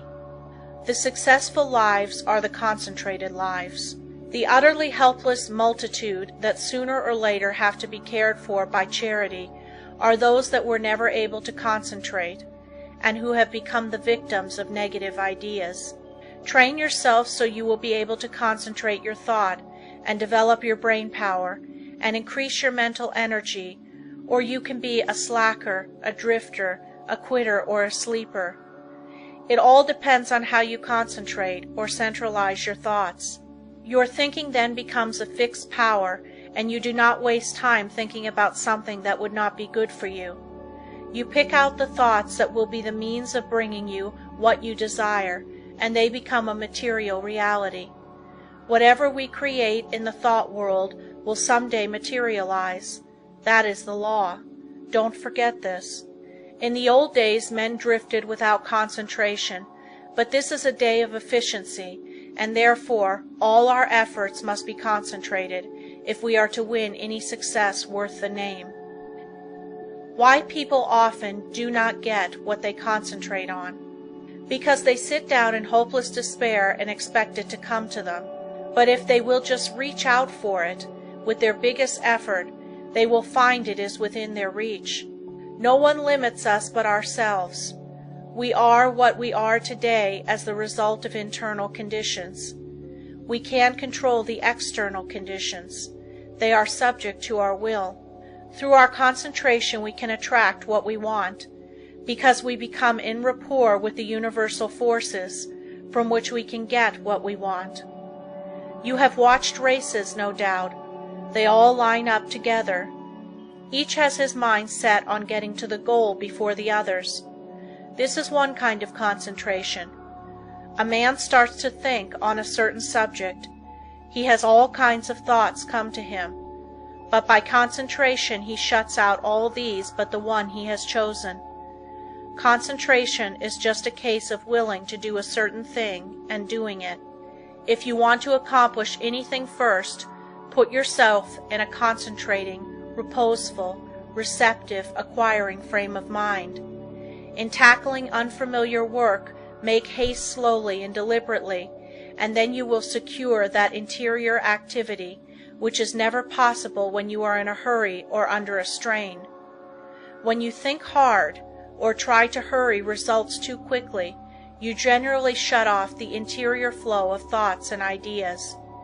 You have often, no doubt, tried hard to think of something but could not, but just as soon as you stopped trying to think of it, it came to you. End of Lesson 8. Lesson 9. Concentration can overcome bad habits. Habits make or break us to a far greater extent than we like to admit. Habit is both a powerful enemy and wonderful ally of concentration. You must learn to overcome habits which are injurious to concentration, and to cultivate those which increase it. The large majority of people are controlled by their habits, and are buffeted around by them like waves of the ocean tossing a piece of wood. They do things in a certain way because of the power of habit. They seldom ever think of concentrating on why they do them this way or that, or study to see if they could do them in a better way. Now my object in this chapter is to get you to concentrate on your habits, so you can find out which are good and which are bad for you.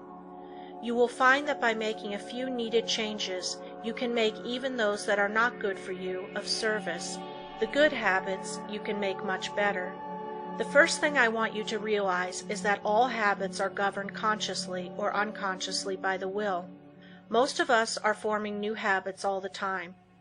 Very often, if you repeat something several times in the same way, you will have formed the habit of doing it that way. But the oftener you repeat it, the stronger that habit grows, and the more deeply it becomes embedded in your nature. After a habit has been in force for a long time, it becomes almost a part of you, and is therefore hard to overcome. But you can still break any habit by strong concentration on its opposite. All our life, so far as it has definite form, is but a mass of habits, practical, emotional, and intellectual, systematically organized, for our weal or woe, and bearing us irresistibly toward our destiny, whatever the latter may be. We are creatures of habits, imitators and copiers of our past selves. We are liable to be bent or curved as we can bend a piece of paper, and each fold leaves a crease, which makes it easier to make the fold there the next time. The intellect and will are spiritual functions, still they are immersed in matter, and to every moment of theirs corresponds a movement in the brain, that is, in their material correlative. This is why habits of thought and habits of willing can be formed. All physical impressions are the carrying out of the actions of the will and intellect. Our nervous systems are what they are today because of the way they have been exercised. As we grow older, most of us become more and more like automatic machines. The habits we have formed increase in strength. We work in our old characteristic way. Your associates learn to expect you to do things in a certain way. So you see that your habits make a great difference in your life, and as it is just about as easy to form good habits as it is bad, you should form only the former. No one but yourself is responsible for your habits. You are free to form the habits that you should, and if everyone could realize the importance of forming the right kind of habits, what a different world this would be. How much happier everyone would be. Then all instead of the few might win success. Habits are formed more quickly when we are young, but if we have already passed the youthful plastic period, the time to start to control our habits is right now, as we will never be any younger. You will find the following maxims worth remembering. First maxim: we must make our nervous system our ally instead of our enemy. Second maxim: in the acquisition of a new habit, as in the leaving off of an old one, we must take care to launch ourselves with as strong and decided an initiative as possible. The man that is in the habit of doing the right thing from boyhood has only good motives, so it is very important for you that you concentrate assiduously on the habits that reinforce good motives. Surround yourself with every aid you can. Don't play with fire by forming bad habits. Make a new beginning today. Study why you have been doing certain things. If they are not for your good, shun them henceforth. Don't give in to a single temptation, for every time you do, you strengthen the chain of bad habits. Every time you keep a resolution, you break the chain that enslaves you. Third maxim: never allow an exception to occur till the new habit is securely rooted in your life. Here is the idea: you never want to give in until the new habit is fixed, else you undo all that has been accomplished by previous efforts. There are two opposing inclinations. One wants to be firm, and the other wants to give in. By your will you can become firm, through repetition. Fortify your will to be able to cope with any and all opposition. Fourth maxim: seize the very first possible opportunity to act on every resolution you make, and on every emotional prompting you may experience in the direction of the habits you aspire to gain. To make a resolve and not to keep it is of little value. So by all means keep every resolution you make, for you not only profit by the resolution, but it furnishes you with an exercise that causes the brain cells and physiological correlatives to form the habit of adjusting themselves to carry out resolutions. A tendency to act becomes efficiently ingrained in us in proportion to the uninterrupted frequency with which the actions actually occur, and the brain grows to their use. When a resolve or a fine glow of feeling is allowed to evaporate without bearing fruit, it is worse than a chance lost. If you keep your resolutions, you form a most valuable habit. If you break them, you form a most dangerous one. So concentrate on keeping them, whether important or unimportant, and remember it is just as important for this purpose to keep the unimportant, for by so doing you are forming a habit. Fifth maxim: keep the faculty of effort alive in you by a little gratuitous exercise every day. The more we exercise the will, the better we can control our habits. Every few days do something for no other reason than its difficulty, so that when the hour of dire need draws nigh, it may find you not unnerved or untrained to stand the test. Asceticism of this sort is like the insurance which a man pays on his house and goods. The tax does him no good at the time, and possibly may never bring him a return, but if the fire does come, his having paid it will be his salvation from ruin. So with the man who has daily insured himself to habits of concentrated attention, energetic volation, and self-denial in unnecessary things. He will stand like a tower when everything rocks around him, and his softer fellow mortals are winnowed like chaff in the blast. The young should be made to concentrate on their habits, and be made to realize that if they don't, they become walking bundles of injurious habits. Youth is the plastic state, and should be utilized in laying the foundation for a glorious future. The great value of habit for good and evil cannot be overestimated. Habit is the deepest law of human nature. No man is stronger than his habits, because his habits either build up his strength or decrease it. Why we are creatures of habits. Habits have often been called a labor-saving invention because when they are formed they require less of both mental and material strength. The more deeply the habit becomes ingrained, the more automatic it becomes. Therefore, habit is an economizing tendency of our nature, for if it were not for habit, we should have to be more watchful. We walk across a crowded street. The habit of stopping and looking prevents us from being hurt. The right kind of habits keep us from making mistakes and mishaps. It is a well-known fact that the chauffeur is not able to master his machine safely until he has trained his body in a habitual way. When an emergency comes, he instantly knows what to do. Where safety depends on quickness, the operator must work automatically. Habits mean less risk, less fatigue, and greater accuracy.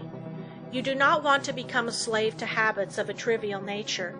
For instance, Wagner required a certain costume before he could compose corresponding parts of his operas. Schiller could never write with ease unless there were rotten apples in the drawer of his desk, from which he could now and then obtain an odor which seemed to him sweet.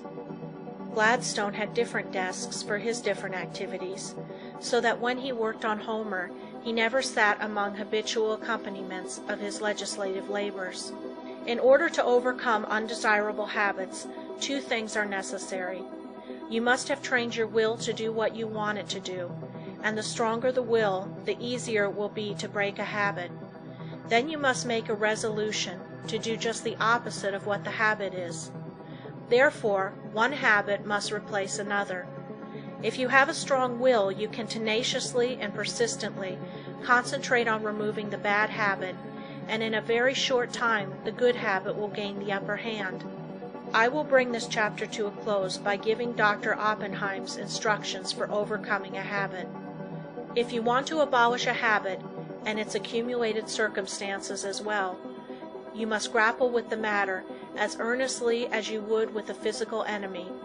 You must go into the encounter with all tenacity of determination, with all fierceness of resolve, yea, even with a passion for success that may be called vindictive. No human enemy can be insidious, so persevering, as unrelenting as an unfavorable habit. It never sleeps, it needs no rest. It is like a parasite that grows with the growth of the supporting body, and like a parasite, it can best be killed by violent separation and crushing. When life is stormy and all seems against us, that is when we often acquire wrong habits, and it is then that we have to make a gigantic effort to think and speak as we should, and even though we may feel the very reverse at that moment, the tiniest effort will be backed up by a tremendous power and will lift us to a realization never felt before. It is not in the easy, contented moments of our life that we make our greatest progress, for then it requires no special effort to keep in tune. But it is when we are in the midst of trials and misfortunes, when we think we are sinking, being overwhelmed, then it is important for us to realize that we are linked to a great power, and if we live as we should, there is nothing that can occur in life which could permanently injure us. Nothing can happen that should disturb us. So always remember you have within you unlimited power, ready to manifest itself in the form which fills our need at the moment. If when we have something difficult to solve, we would be silent like the child, we can get the inspiration when it comes. We will know how to act. We will find there is no need to hurry or disturb ourselves. That it is always wiser to wait for guidance from within than to act on impulse from without. Lesson 10.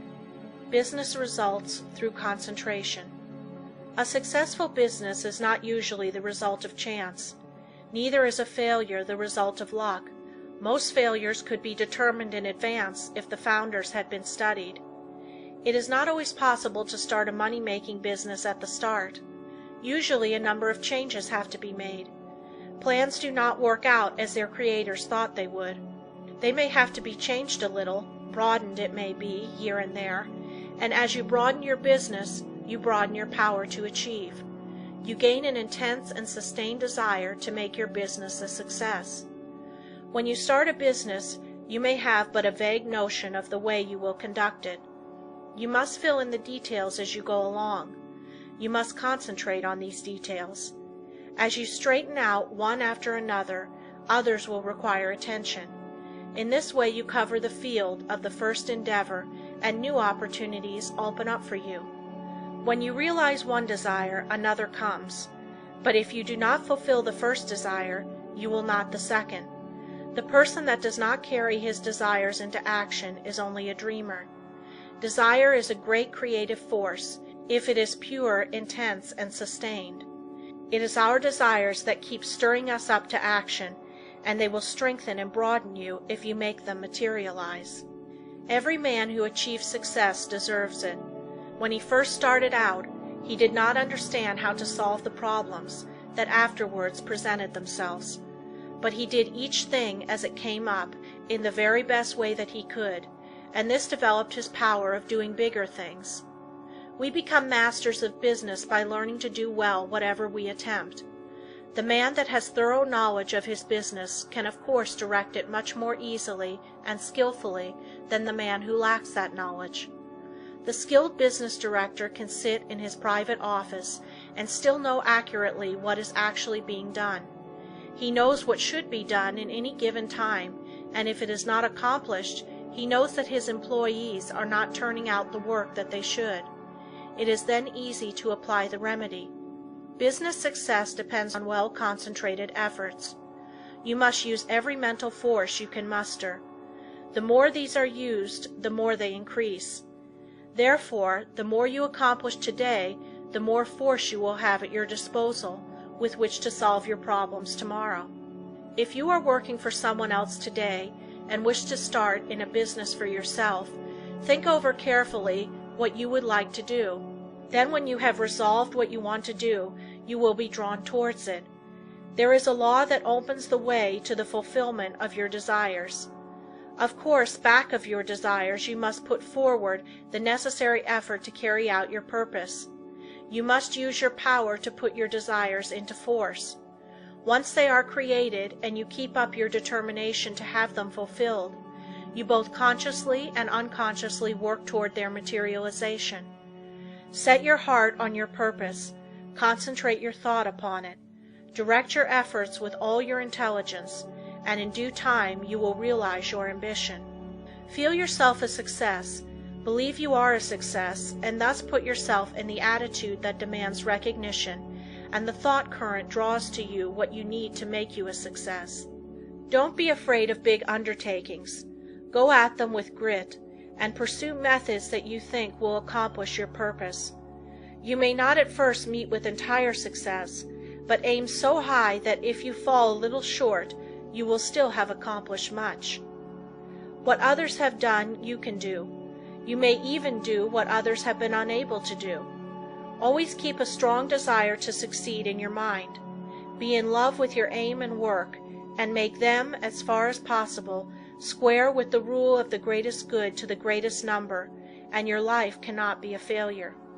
The successful business attitude must be cultivated to make the most out of your life, the attitude of expecting great things from both yourself and others. It alone will often cause men to make good, to measure up to the best that is in them. It is not the spasmodic spurts that count on a long journey, but the steady efforts. Spurts fatigue and make it hard for you to continue. Rely on your own opinion. It should be as good as anyone else's. When once you reach a conclusion, abide by it. Let there be no doubt or wavering in your judgment. If you are uncertain about every decision you make, you will be subject to harassing doubts and fears which will render your judgment of little value. The man that decides according to what he thinks right and who learns from every mistake acquires a well-balanced mind that gets the best results. He gains the confidence of others. He is known as the man that knows what he wants, and not as the one that is as changeable as the weather. The man of today wants to do business with the man that he can depend upon. Uncertainties in the business world are meeting with more disfavor. Reliable firms want to do business with men of known qualities, with men of firmness, judgment, and reliability. So if you wish to start in business for yourself, your greatest asset, with the single exception of a sound physique, is that of a good reputation. A successful business is not hard to build if we can concentrate all our mental forces upon it. It is the man that is unsettled because he does not know what he wants that goes to the wall.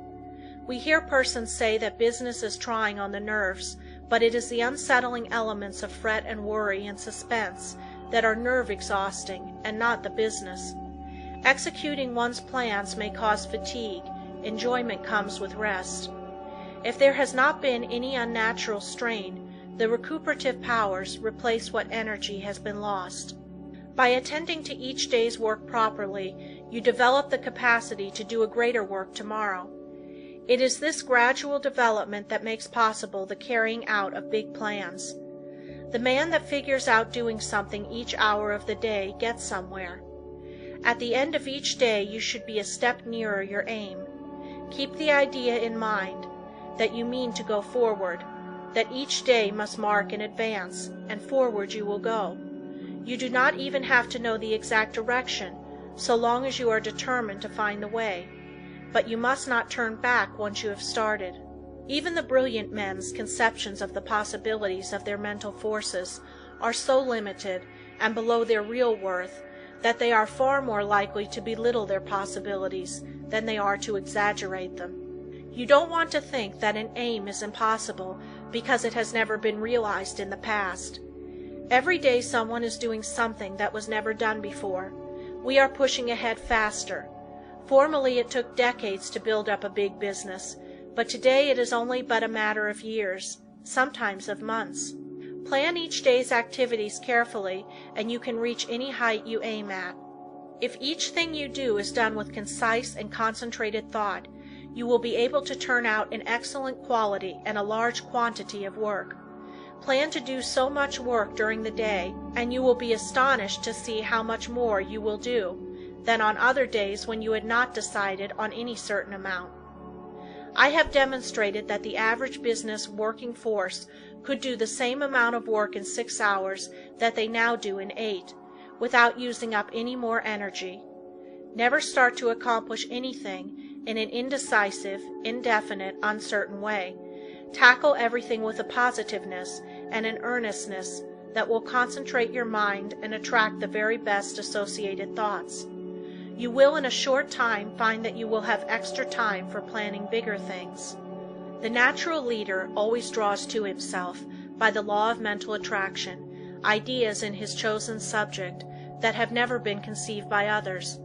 This is of the greatest importance and help. If you are properly trained, you benefit much by others' thoughts, and providing you generate from within yourself something of value, they will benefit from yours. We are heirs of all the ages, but we must know how to use our inheritance. The confident, pushing, hopeful, determined man influences all with whom he associates, and inspires the same qualities in them. You feel that his is a safe example to follow, and he rouses the same force within you that is pushing him onward and upward. One seldom makes a success of anything that he goes at in a listless, spiritless way. To build up a business, you must see it expanding in your mind before it actually takes tangible shape. Every great task that has ever been accomplished has first been merely a vision in the mind of its creator. Detail after detail has had to be worked out in his mind from his first faint idea of the enterprise. Finally, a clear idea was formed, and then the accomplishment, which was only the material result of the mental concept, followed. The up-to-date businessman is not content to build only for the present, but is planning ahead. If he does not, he will fall behind his competitor who is. What we are actually doing today was carefully thought out and planned by others in the past. All progressive businesses are conducted this way. That is why the young businessman of today is likely to accomplish more in a few years than his father did in all his life. There is no reason why your work or business should fag you out. When it does, there is something wrong. You are attracting forces and influence that you should not, because you are not in harmony with what you are doing. There is nothing so tiring as to try to do the work for which we are unfitted, both by temperament and training. Each one should be engaged in a business that he loves. He should be furthering movements with which he is in sympathy. He will then only do his best work and take intense pleasure in his business. In this way, while constantly growing and developing his powers, he is at the same time rendering through his work genuine and devoted service to humanity. Business success is not the result of chance, but of scientific ideas and plans carried out by an aggressive and progressive management. Use your mental forces so that they will grow and develop. Remember that everything you do is the result of mental action. Therefore, you can completely control your every action. Nothing is impossible for you. Don't be afraid to tackle a difficult proposition. Your success will depend upon the use you make of your mind. This is capable of wonderful development. See that you make full use of it, and not only develop yourself but your associates. Try to broaden the visions of those with whom you come in contact, and you will broaden your own outlook of life. Are you afraid of responsibilities? In order for the individual soul to develop, you must have responsibilities. You must manifest the omnipotence of the law of supply. The whole world is your legitimate sphere of activity. How much of a conqueror are you? What have you done? Are you afraid of responsibility? Or are you ever dodging, flinching, or sidestepping it? If you are not a real man. Your higher self never winces. So be a man and allow the powers of the higher self to manifest, and you will find you have plenty of strength, and you will feel better when you are tackling difficult propositions. End of Lesson 10.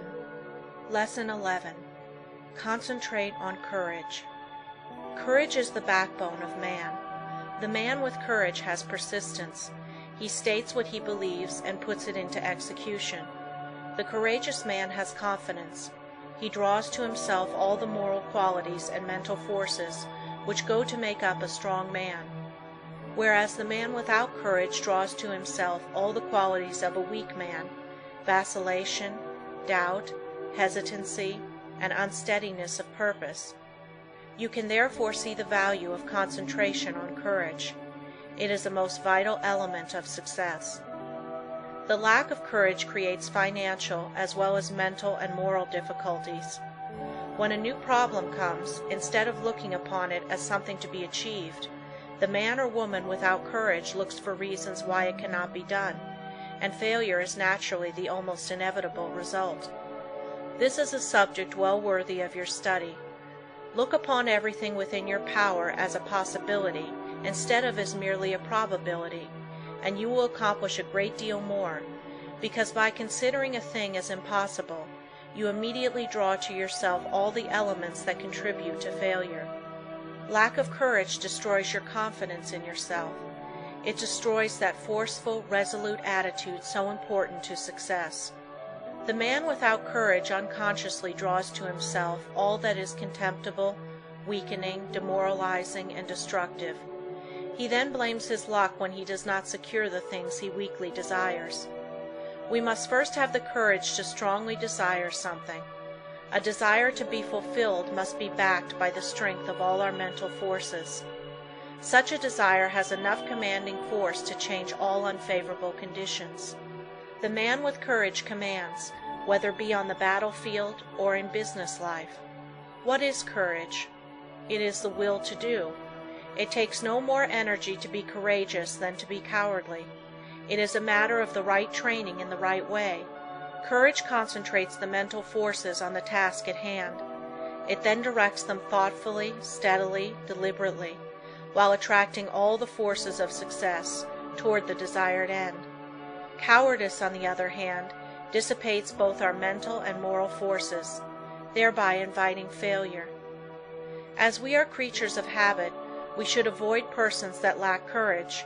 They are easy to discover because of their habits of fear in attacking new problems. The man with courage is never afraid. Start out today with the idea that there is no reason why you should not be courageous. If any fear thoughts come to you, cast them off as you would the deadly viper. Form the habit of never thinking of anything unfavorable to yourself or anyone else. In dealing with difficulties, new or old, hold ever the thought, I am courageous. Whenever a doubt crosses the threshold of your mind, banish it. Remember, you as a master of your mind control its every thought, and here is a good one to often affirm. I have courage because I desire it, because I need it, because I use it, and because I refuse to become such a weakling as a cowardice produces. There is no justification for the loss of courage. The evils by which you will almost certainly be overwhelmed without it are far greater than those which courage will help you to meet and overcome. Right then must be the moralist who says that the only thing to fear is fear. Never let another's opinion affect you. He cannot tell you what you are able to do. He does not know what you can do with your forces. The truth is, you do not know yourself until you have put yourself to the test. Therefore, how can someone else know? Almost all wonderful achievements have been accomplished after it has been thoroughly demonstrated that they were impossibilities. Once we understand the law, all things are possible. If they were impossibilities, we could not conceive them. Just the moment you allow someone to influence you against what you think is right, you lose that confidence in yourself that inspires courage, and carries with it all the forces which courage creates. Just the moment you begin to swerve in your plan, you begin to carry out another's thought and not your own. You become the directed and not the director. You forsake the courage and resolution of your own mind, and you therefore lack the very forces that you need to sustain and carry out your work. Instead of being self-reliant, you become timid, and this invites failure. When you permit yourself to be influenced from your plan by another, you are unable to judge as you should, because you have allowed another's influence to deprive you of your courage and determination, without absorbing any of his in return. So you are in much the same predicament as you would be in if you turned over all your worldly possessions to another without getting value received. Concentrate on just the opposite of fear, want, poverty, sickness, etc. Never doubt your own ability. You have plenty if you will just use it. A great many men are failures because they doubt their own capacity. Instead of building up strong mental forces which would be of the greatest use to them, their fear thoughts tear them down. Fear paralyzes energy. It keeps us from attracting the forces that go to make up success. Fear is the worst enemy we have. There are few people that really know that they can accomplish much. They desire the full extent of their powers, but alas, it is only occasionally that you find a man that is aware of the great possibilities within him. When you believe with all your mind and heart and soul that you can do something, you thereby develop the courage to steadily and confidently live up to that belief. You have now gone a long way towards accomplishing it. The chances are that there will be obstacles, big and little, in your way, but resolute courage will overcome them, and nothing else will. Strong courage eliminates the injurious and opposing forces by summoning their masters, the yet stronger forces that will serve you. Courage is yours for the asking. All you have to do is to believe in it, claim it, and use it. To succeed in business, believe that it will be successful, assert that it is successful, and work like a beaver to make it so. Difficulties soon melt away before the courageous. One man of courage can fire with his spirit a whole army of men, whether it be military or industrial, because courage, like cowardice, is contagious. The man of courage overcomes the trials and temptations of life. He commands success. He renders sound judgment. He develops personal influence and a forceful character, and often becomes the mentor of the community which he serves. How to overcome depression and melancholia. Both of the former are harmful and make you unhappy. These are states that can be quickly overcome through concentrating more closely on the higher self, for when you do, you cut off the connection with the harmful force currents. You can also drive away moods by simply choosing and fully concentrating on an agreeable subject.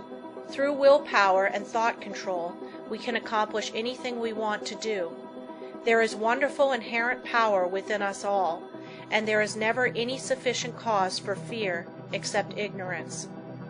Every evil is but the product of ignorance. and every one that possesses the power to think has the power to overcome ignorance and evil. The pain that we suffer from doing evil are but the lessons of experience, and the object of the pain is to make us realize our ignorance. When we become depressed, it is evidence that our thought faculties are combining improperly, and thereby attracting the wrong force currents. All that is necessary to do is to exercise the will and concentrate upon happy subjects. I will only think of subjects worthy of my higher self and its powers. Lesson 12. Concentrate on wealth. It was never intended that man should be poor. When wealth is obtained under the proper conditions, it broadens the life. Everything has its value. Everything has a good use and a bad use. The forces of mind, like wealth, can be directed either for good or evil. A little rest will recreate forces. Too much rest degenerates into laziness and brainless dreaming longings. If you acquire wealth unjustly from others, you are misusing your forces. But if your wealth comes through the right sources, you will be blessed. Through wealth we can do things to uplift ourselves and humanity. Wealth is many persons' goal. It therefore stimulates their endeavor. They long for it in order to dress and live in such a way as to attract friends. Without friends they would not be so particular of their surroundings. The fact is, the more attractive we make ourselves and our surroundings, the more inspiring are their influences. It is not conducive to proper thought to be surrounded by conditions that are uncongenial and unpleasant. So the first step toward acquiring wealth is to surround yourself with helpful influences. To claim for yourself an environment of culture, place yourself in it and be molded by its influences. Most great men of all ages have been comparatively rich. They have made or inherited money. Without money they could not have accomplished what they did. The man engaged in physical drudgery is not likely to have the same high ideals as the man that can command comparative leisure. Wealth is usually the fruit of achievement. It is not, however, altogether the result of being industrious. Thousands of persons work hard who never grow wealthy. Others with much less effort acquire wealth. Seeing possibilities is another step toward acquiring wealth. A man may be as industrious as he can possibly be, but if he does not use his mental forces, he will be a laborer, to be directed by the man that uses to good advantage his mental forces. No one can become wealthy in an ordinary lifetime by mere savings from earnings. Many scrimp and economize all their lives, but by so doing waste all their vitality and energy. For example, I know a man that used to walk to work. It took him an hour to go and an hour to return. He could have taken a car and gone in 20 minutes. He saved 10 cents a day but wasted an hour and a half. It was not a very profitable investment unless the time spent in physical exercise yielded him large returns in the way of health. The same amount of time spent in concentrated effort to overcome his unfavorable business environment might have firmly planted his feet in the path of prosperity. One of the big mistakes made by many persons of the present generation is that they associate with those who fail to call out or develop the best that is in them. When the social side of life is developed too exclusively, as it often is, and recreation or entertainment becomes the leading motive of a person's life, he acquires habits of extravagance instead of economy, habits of wasting his resources, physical, mental, moral, and spiritual, instead of conserving them. He is, in consequence, lacking in proper motivation. His God-given powers and forces are undeveloped, and he inevitably brings poor judgment to bear upon all the higher relationships of life. While as to his financial fortunes, he is ever the leaner, often a parasite, and always, if opportunity affords, as heavy a consumer as he is a poor producer. It seems a part of the tragedy of life that these persons have to be taught such painful lessons before they can understand the forces and laws that regulate life. Few profit by the mistakes of others. They must experience them for themselves and then apply the knowledge so gained in reconstructing their lives. Any man that has ever amounted to anything has never done a great deal of detail work for long periods at any given time. He needs his time to reflect. He does not do his duties today in the same way as yesterday, but as the result of deliberate and concentrated effort, constantly tries to improve his methods. The other day I attended a lecture on prosperity. I knew the lecturer had been practically broke for 10 years. I wanted to hear what he had to say. He spoke very well. He no doubt benefited some of his hearers, but he had not profited by his own teachings. I introduced myself and asked him if he believed in his maxims. He said he did. I asked him if they made him prosperous. He said not exactly. I asked him why. He answered that he thought he was fated not to experience prosperity. In half an hour I showed that man why poverty had always been his companion. He had dressed poorly. He held his lectures in poor surroundings. By his actions and beliefs he attracted poverty. He did not realize that his thoughts and his surroundings exercised an unfavorable influence. I said, thoughts are moving forces, great powers. Thoughts of wealth attract wealth. Therefore, if you desire wealth, you must attract the forces that will help you to secure it. Your thoughts attract a similar kind of thoughts. If you hold thoughts of poverty, you attract poverty. If you make up your mind you are going to be wealthy, you will instill this thought into all your mental forces, and you will at the same time use every external condition to help you.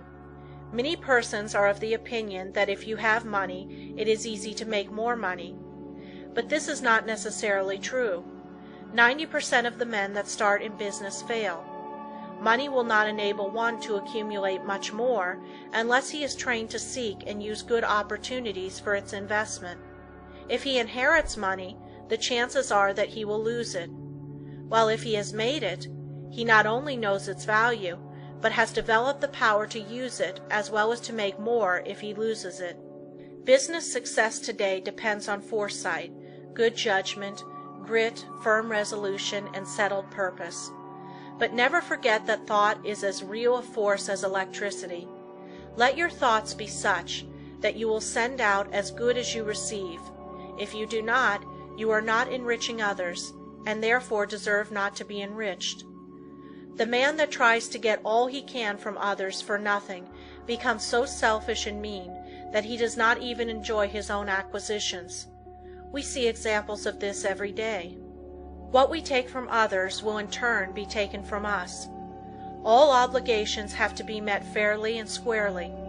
We cannot reach perfection until we discharge every obligation of our lives. We all realize this, so why not willingly give a fair exchange for all that we receive? Again I repeat that the first as well as the last step in acquiring wealth is to surround yourself with good influences, good thought, good health, good home and business environment, and successful business associates. Cultivate by every legitimate means the acquaintance of men of big caliber. Bring your thought vibrations in regard to business into harmony with theirs. This will make your society not only agreeable, but sought after, and when you have formed intimate friendships with clean, reputable men of wealth, entrust to them for your investment your surplus earnings, however small, until you have developed the initiative and business acumen to successfully manage your own investments. By this time you will, through such associations, have found your place in life, which if you have rightly concentrated upon and used your opportunities, will not be among men of small parts.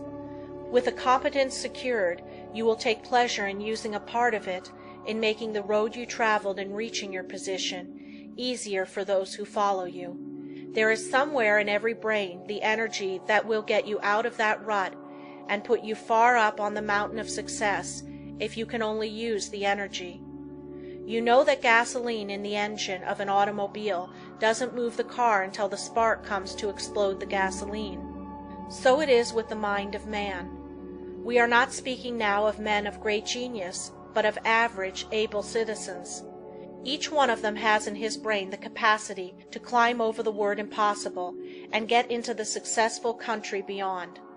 And hope, self-confidence, and the determination to do something supply the spark that makes the energy work. End of Lesson 12. Lesson 13. You can concentrate, but will you? All have the ability to concentrate, but will you? You can, but whether you will or not depends on you.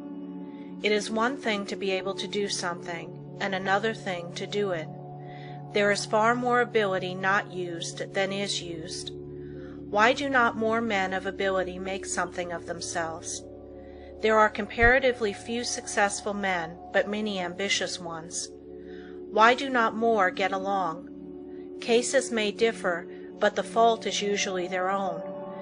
They have had chances, perhaps better ones than some others, that have made good. What would you like to do that you are not doing? If you think you should be getting on better, why don't you? Study yourself carefully. Learn your shortcomings. Sometimes only a mere trifle keeps one from branching out and becoming a success. Discover why you have not been making good, the cause of your failure. Have you been expecting someone to lead you, or to make a way for you? If you have, concentrate on a new line of thought. There are two things absolutely necessary for success: energy and the will to succeed. Nothing can take the place of either of these. Most of us will not have an easy path to follow, so don't expect to find one. The hard knocks develop our courage and moral stamina. The persons that live in an indolent and slipshod way never have any. They have never faced conditions, and therefore don't know how. The world is no better for their living. We must make favorable conditions and not expect them to shape themselves. It is not the man that says, "It can't be done," but the man that goes ahead in spite of adverse advice and shows that it can be done, that gets there today. The Lord helps those that help themselves is a true saying. We climb the road to success by overcoming obstacles. Stumbling blocks are but stepping stones for the man that says, "I can and I will." When we see cripples, the deaf and dumb, the blind and those with other handicaps amounting to something in the world, the able-bodied man should feel ashamed of himself if he does not make good. There is nothing that can resist the force of perseverance. The way ahead of all of us is not clear sailing, but all hard passages can be bridged, if you just think they can and concentrate on how to do it. But if you think the obstacles are unsurmountable, you will not of course try, and even if you do, it will only be in a half-hearted way, a way that accomplishes nothing. Many men will not begin an undertaking unless they feel sure they will succeed in it. What a mistake! This would be right if we were sure of what we could and could not do. But who knows? There may be an obstruction there now that may not be there next week. There may not be an obstruction there now that will be there next week. The trouble with most persons is that just as soon as they see their way blocked, they lose courage. They forget that usually there is a way around the difficulty. It's up to you to find it. If you tackle something with little effort, when the conditions call for a big effort, you will of course not win. Tackle everything with a feeling that you will utilize all the power within you to make it a success. This is the kind of concentrated effort that succeeds. Most people are beaten before they start. They think they are going to encounter obstacles, and they look for them instead of for means to overcome them. The result is that they increase their obstacles instead of diminishing them. Have you ever undertaken something that you thought would be hard, but afterwards found it to be easy?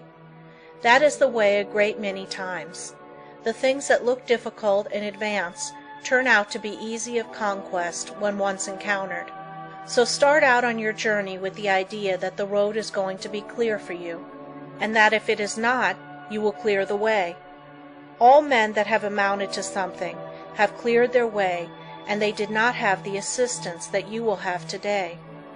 The one great keynote of success is to do whatever you have decided on. Don't be turned from your path, but resolve that you are going to accomplish what you set out to do. Don't be frightened at a few rebuffs, for they cannot stop the man that is determined, the man that knows in his heart that success is only brought by tremendous resolution, by concentrated and wholehearted effort. He who has a firm will, says Goethe, molds the world to himself. People do not lack strength, says Victor Hugo, they lack will. It is not so much skill that wins victories as it is activity and great determination. There is no such thing as failure for the man that does his best. No matter what you may be working at the present time, don't let this make you lose courage. The tides are continually changing, and tomorrow or some other day they will turn to your advantage if you are a willing and are an ambitious worker. There is nothing that develops you and increases your courage like work. If it were not for work, how monotonous life would at last become. So I say to the man that wants to advance, don't look upon your present position as your permanent one. Keep your eyes open, and add those qualities to your makeup that will assist you when your opportunity comes. Be ever alert and on the watch for opportunities. Remember, we attract what we set our minds on. If we look for opportunities, we will find them. If you are the man you should be, someone is looking for you to fill a responsible position. So when he finds you, don't let your attention wander. Give it all to him.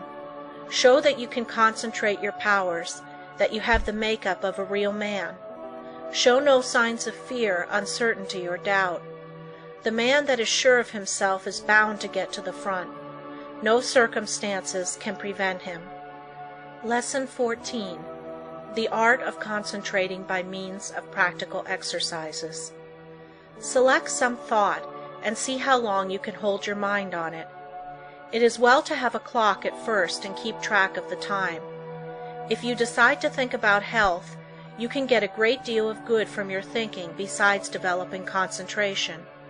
Think of health as being the greatest blessing there is in the world. Don't let any other thought drift in. Just the moment one starts to obtrude, make it get out. Make it a daily habit of concentrating on this thought for, say, 10 minutes. Practice until you can hold it to the exclusion of everything else. You will find it of the greatest value to centralize your thoughts on health. Regardless of your present condition, see yourself as you would like to be and be blind to everything else. You will find it hard at first to forget your ailments, if you have any, but after a short while you can shut out these negative thoughts and see yourself as you want to be. Each time you concentrate, you form a more perfect image of health, and as you come into its realization, you become healthy, strong, and wholesome. I want to impress upon your mind that the habit of forming mental images is of the greatest value. It has always been used by successful men of all ages, but few realize its full importance. Do you know that you are continually acting according to the images you form? If you allow yourself to mold negative images, you unconsciously build a negative disposition. You will think of poverty, weakness, disease, fear, etc. Just as surely as you think of these, will your objective life express itself in a like way. Just what we think, we will manifest in the external world. In deep concentration you become linked with the great creative spirit of the universe, and the creative energy then flows through you, vitalizing your creations into form. In deep concentration your mind becomes attuned with the infinite and registers the cosmic intelligence and receives its messages. You become so full of the cosmic energy that you are literally flooded with divine power. This is a most desired state. It is then we realize the advantages of being connected with the supra-consciousness. The supra-consciousness registers the higher cosmic vibrations. It is often referred to as the wireless station, the message recorded coming from the universal mind. There are very few that reach this stage of concentration. Very few even know that it is possible. They think concentration means limitation to one subject, but this deeper concentration that brings us into harmony with the infinite is that which produces and maintains health. When you have once come in contact with your supra-consciousness, You become the controller of your human thoughts. That which comes to you is higher than human thoughts. It is often spoken of as cosmic consciousness. Once it is experienced, it is never forgotten. Naturally, it requires a good deal of training to reach this state, but when you do, it becomes easier each time to do, and in the course of time you can become possessed of power which was unknown to you before. You are able to direct the expression of almost infinite power while in this deeper state of concentration. Exercises in concentration. The rays of the sun, when focused upon an object by means of a sunglass, produce a heat many times greater than the scattered rays of the same source of light and heat. This is true of attention. Scatter it and you get but ordinary results. But center it upon one thing and you secure much better results. When you focus your attention upon an object, your every action, voluntary and involuntary, is in the direction of attaining that object. If you will focus your energies upon a thing to the exclusion of everything else, you generate the force that can bring you what you want. When you focus your thought, you increase its strength. The exercises that follow are tedious and monotonous, but useful. If you will persist in them, you will find they are very valuable, as they increase your powers of concentration. Before proceeding with the exercises, I will answer a question that just comes to me. This person says after he works all day, he is too tired to practice any exercise. But this is not true. We will say he comes home all tired out, eats his supper, and sits down to rest. If his work has been mental, the thought which has been occupying his mind returns to him, and this prevents him from securing the rest he needs. It is an admitted fact that certain thoughts call into operation a certain set of brain cells. The other cells, of course, are not busy at that time and are rested. Now, if you take up something that is just different from what you have been doing during the day, you will use the cells that have not done anything and give those that have had work to do a rest. So you should regulate the evenings that you have and call forth an entirely different line of thought, so as not to use the cells which you have tired out during the day. If you will center your attention on a new thought, you relieve the old cells from vibrating with excitement, and they get their needed rest. The other cells that have been idle all day want to work, and you will find you can enjoy your evenings while securing needed rest. Once you have learned to master your thoughts, you will be able to change them just as easily as you change your clothes. Remember, the real requisite of centering is to be able to shut out outside thoughts, anything foreign to the subject. Now, in order to control your intention, first gain control over the body. This must be brought under direct control of the mind under the control of the will. Your will is strong enough to do anything you wish, but you must realize that it is. The mind can be greatly strengthened by being brought under the direct influence of the will. When the mind is properly strengthened by the impulse of the will, it becomes a powerful transmitter of thought, because it has more force. The best time to concentrate is after reading something that is inspiring, as you are then mentally and spiritually exalted in the desired realm. Then is the time you are ready for deep concentration. If you are in your room first, see that your windows are up and the air is good. Lie down flat on your bed without a pillow. See that every muscle is relaxed. Now breathe slowly, filling the lungs comfortably full of fresh air. Hold this as long as you can without straining yourself. Then exhale slowly. Exhale in an easy, rhythmic way. Breathe this way for 5 minutes, letting the divine breath flow through you, which will cleanse and rejuvenate every cell of brain and body. You are then ready to proceed. Now think how quiet and relaxed you are. You can become enthusiastic over your condition. Just think of yourself as getting ready to receive knowledge that is far greater than you have ever received before. Now relax and let the Spirit work in and through you and assist you to accomplish what you wish.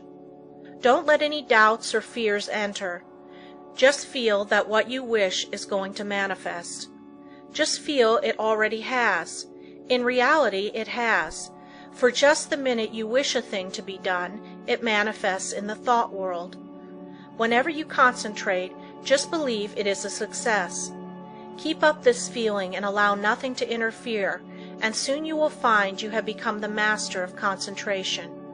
You will find that this practice will be of wonderful value to you, and that rapidly you will be learning to accomplish anything that you undertake. It will be necessary to first train the body to obey the commands of the mind. I want you to gain control over your muscular movements. The following exercise is especially good in assisting you to acquire perfect control of the muscles. Exercise 1. Sit in a comfortable chair and see how still you can keep. This is not as easy as it seems. You will have to center your attention on sitting still. Watch and see that you are not making any involuntary muscular movements. By a little practice you will find you are able to sit still without a movement of the muscles for 15 minutes. At first I advise sitting in a relaxed position for 5 minutes. After you are able to keep perfectly still, increase the time to 10 minutes and then to 15. This is as long as it is necessary, but never strain yourself to keep still. You must be relaxed completely. You will find this habit of relaxing is very good. Exercise 2. Sit in a chair with your head up and your chin out, shoulders back. Raise your right arm until it is on the level with your shoulder, pointing to your right. Look around with head only, and fix your gaze on your fingers, and keep the arm perfectly still for 1 minute. Do the same exercise with left arm. When you are able to keep the arm perfectly steady, increase the time until you are able to do this 5 minutes with each arm. Turn the palm of the hand downward when it is outstretched, as this is the easiest position. If you will keep your eyes fixed on the tips of your fingers, you will be able to tell if you are keeping your arm perfectly still. Exercise 3. Fill a small glass of water and grasp it by the fingers. Put the arm directly in front of you. Now fix the eyes upon the glass and try to keep the arm so steady that no movement will be noticeable. Do this first for 1 moment and then increase it to 5. Do the exercise with first one arm and then the other. Exercise 4. Watch yourself during the day and see that your muscles do not become tense or strained. See how easy and relaxed you can keep yourself. See how poised you can be at all times.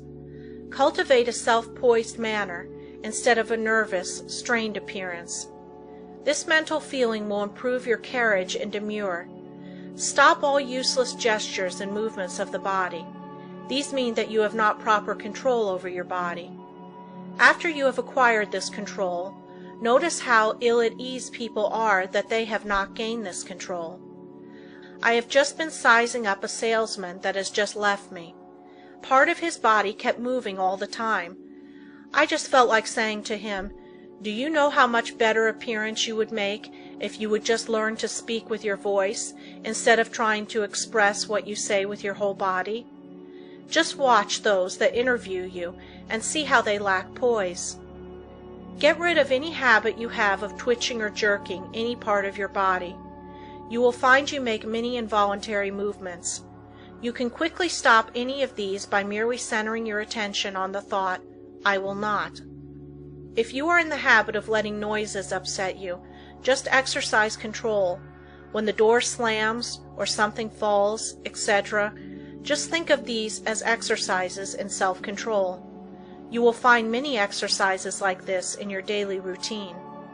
The purpose of the above exercises is to gain control over the involuntary muscular movement, making your actions entirely voluntary. The following exercises are arranged to bring your voluntary muscles under the control of the will, so that your mental forces may control your muscular movements. Exercise 5. Move your chair up to a table, placing your hands upon it, clenching the fists, keeping the back of the hand on the table, and the thumb doubled over the fingers. Now fix your gaze upon the fist for a while, then gradually extend the thumb, keeping your whole attention fixed upon the act, just as if it was a matter of great importance. Then gradually extend your first finger, then your second, and so on, until you open the rest. Then reverse the process, closing first, the last one opened, and then the rest, and finally you will have the fist again in the original position, with the thumb closed over the finger. Do this exercise with the left hand. Keep up this exercise first with one hand, and then the other, until you have done it 5 times with each hand. In a few days you can increase it to 10 times. The chances are that the above exercises will at first make you tired, but it is important for you to practice these monotonous exercises so you can train your attention. It also gives you control over your muscular movement. The attention, of course, must be kept closely on each movement of the hand. If it is not, you will of course lose the value of the exercise. Exercise 6. Put the right hand on knee, both fingers and thumb closed, except the first finger, which points out in front of you. Then move the finger slowly from side to side, keeping the attention fixed upon the end of the finger. You can make up a variety of exercises like these. It is good training to plan out different ones. The main point you should keep in mind is that the exercise should be simple and that the attention should be firmly fixed upon the moving part of the body.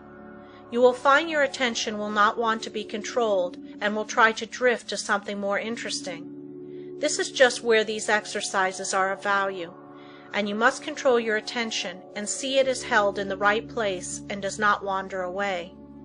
You may think these exercises very simple and of no value, but I promise you in a short time you will notice that you have a much better control over your muscular movements, carriage and demure, and that you will find that you have greatly improved your power of attention and can center your thoughts on what you do, which of course will be very valuable. No matter what you may be doing, imagine that it is your chief object in life. Imagine that you are not interested in anything else in the world but what you are doing. Do not let your attention get away from the work you are at. Your attention will no doubt be rebellious, but control it and do not let it control you. When once you conquer the rebellious attention, you have achieved a greater victory than you can realize at the time. Many times afterwards you will be thankful you have learned to concentrate your closest attention upon the object at hand. Let no day go by without practicing concentrating on some familiar object that is uninteresting. Never choose an interesting object, as it requires less attention. The less interesting it is, the better the exercise will it be. After a little practice you will find you can center your attention on uninteresting subjects at will. The person that can concentrate can gain full control over his body and mind and be the master of his inclinations, not their slave. When you can control yourself, you can control others. You can develop a will that will make you a giant compared with the man that lacks willpower. Try out your willpower in different ways until you have it under such control that as soon as you decide to do a thing, you go ahead and do it. Never be satisfied with the "I did fairly well" spirit, but put forward your best efforts. Be satisfied with nothing else. When you have gained this, you are the man you were intended to be. Exercise 7. Concentration increases the sense of smell. When you take a walk or drive in the country or pass a flower garden, concentrate on the odor of flowers and plants. See how many different kinds you can detect. Then choose one particular kind and try to sense only this. You will find that this strongly intensifies the sense of smell. The differentiation requires, however, a particularly attentive attitude. When sense of smell is being developed, you should not only shut out from the mind every thought but that of odor, but you should also shut out cognizance of every odor save that upon which your mind, for the time, is concentrated. You can find plenty of opportunity for exercises for developing the sense of smell. When you are out in the air, be on the alert for the different odors. You will find the air laden with all kinds, but let your concentration upon the one selected be such that a scent of its fragrance in after years will vividly recall the circumstances of this exercise.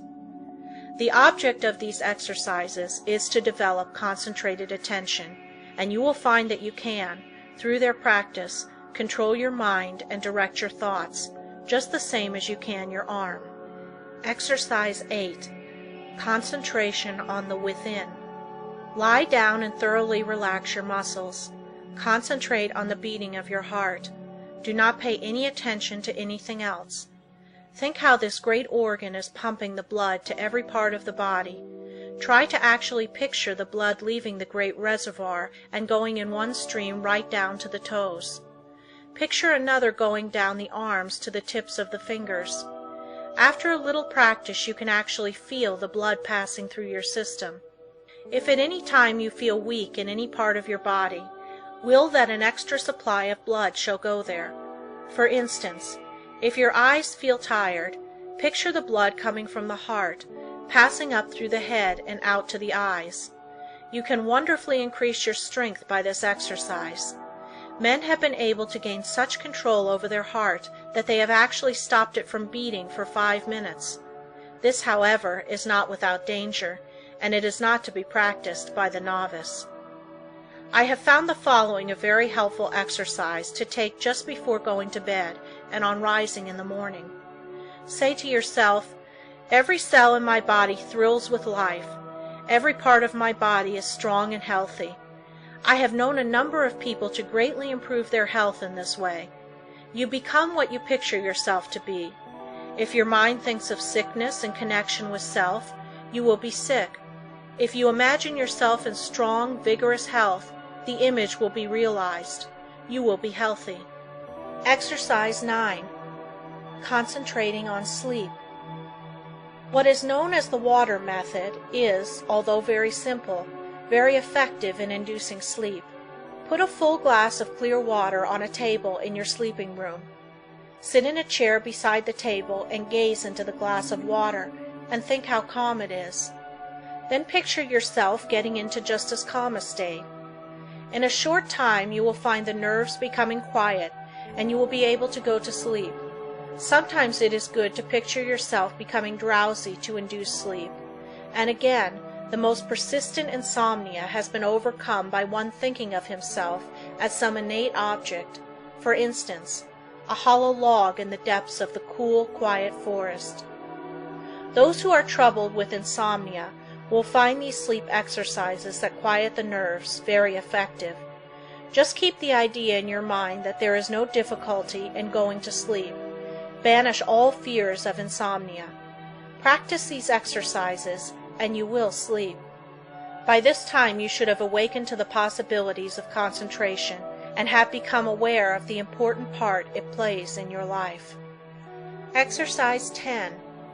Concentration will save energy and appearance. Watch yourself and see if you are not in the habit of moving your hands, thumping something with your fingers, or twirling your mustache. Some have the habit of keeping their feet going, as for instance, tapping them on the floor.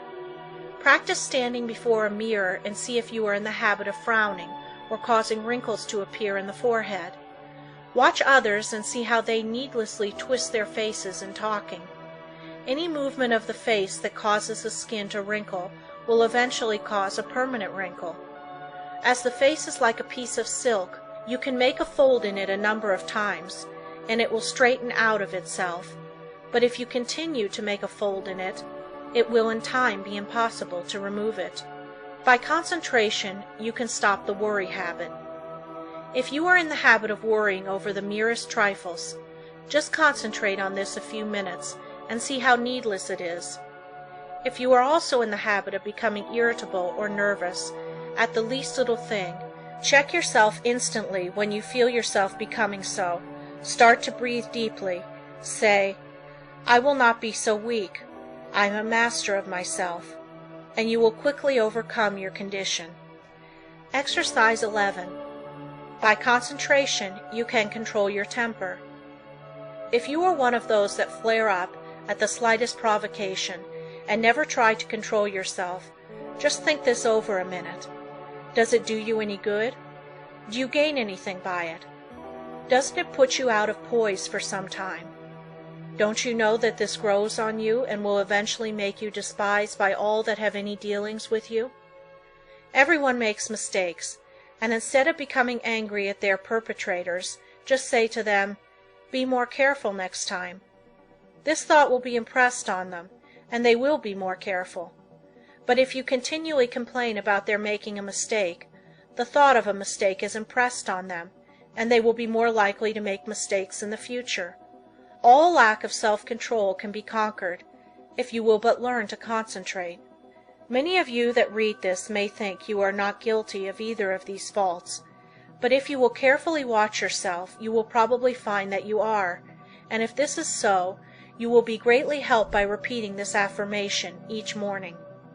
I am going to try today not to make a useless gesture, or to worry over trifles, or become nervous or irritable. I intend to be calm, and in no difference what may be the circumstances, I will control myself. Henceforth, I resolve to be free from all signs that show lack of self-control. At night, quickly review your actions during the day and see how fully you realized your aim. At first you will, of course, have to plead guilty of violation a few times, but keep on, and you will soon find that you can live up to your ideal. After you have once gained self-control, however, don't relinquish it. For some time it will still be necessary to repeat the affirmation in the morning and square your conduct with it in the evening. Keep up the good work until at last the habit of self-control is so firmly fixed that you could not break it even though you tried. I have had many persons tell me that this affirmation and daily review made a wonderful difference in their lives. You too will notice the difference if you live up to these instructions. Exercise 12. Practice talking before a glass. Make 2 marks on your mirror on a level with your eyes, and think of them as 2 human eyes looking into yours. Your eyes will probably blink a little at first. Do not move your head, but stand erect. Concentrate all your thoughts on keeping your head perfectly still. Do not let another thought come into your mind. Then, still keeping the head, eyes, and body still, think that you look like a reliable man or woman should, like a person that anyone would have confidence in. Do not let your appearance be such as to justify the remark, "I don't like his appearance. I don't believe he can be trusted." While standing before the mirror, practice deep breathing. See that there is plenty of fresh air in the room and that you are literally feasting on it. You will find that, as it permeates every cell, your timidity will disappear. It has been replaced by a sense of peace and power. The one that stands up like a man and has control over the muscles of his face and eyes always commands attention. In his conversation, he can better impress those with whom he comes in contact. He acquires a feeling of calmness and strength that causes opposition to melt away before it. 3 minutes a day is long enough for the practice of this exercise. Look at the clock before you commence the exercise, and if you find you can prolong the exercise for more than 5 minutes, do so. The next day, sit in a chair, and without looking at the picture, concentrate on it and see if you cannot think of additional details concerning it. The chances are you will be able to think of many more. It might be well for you to write down all you thought of the first day, and then add to the list each new discovery. You will find that this is a very excellent exercise in concentration. Exercise 13. The control of sensations. Think how you would feel if you were cool, then think how you would feel if you were cold. Again, how would you feel if it were freezing? In this state, you would be shivering all over. Now think of just the opposite conditions. Construct such a vivid image of heat that you are able to experience the sensation of heat even in the coldest atmosphere. It is possible to train your imagination until you do this, and it can then be turned to practical account in making undesirable conditions bearable. You can think of many very good exercises like this. For instance, If you feel yourself getting hungry or thirsty, and for any reason you do not wish to eat, do not think of how hungry or thirsty you are, but just visualize yourself as finishing a hearty meal. Again, when you experience pain, do not increase it by thinking about it, but do something to divert your attention, and the pain will seem to decrease. If you will start practicing along this line systematically, you will soon gain a wonderful control over the things that affect your physical comfort. Exercise 14. The Eastern Way of Concentrating. Sit in a chair with a high back in upright position. Press one finger against the right nostril. Now take a long, deep breath, drawing the breath in gently as you count 10. Then expel the breath through the right nostril as you count 10. Repeat this exercise with the opposite nostril. This exercise should be done at least 20 times at each sitting. Exercise 15. Controlling Desires. Desire, which is one of the hardest forces to control, will furnish you with excellent exercises in concentration. It seems natural to want to tell others what you know, but by learning to control these desires, you can wonderfully strengthen your powers of concentration. Remember, you have all that you can do to attend to your own business. Do not waste your time in thinking of others or in gossiping about them. If from your own observation you learn something about another person that is detrimental, keep it to yourself. Your opinion may afterwards turn out to be wrong anyway, but whether right or wrong, you have strengthened your will by controlling your desire to communicate your views.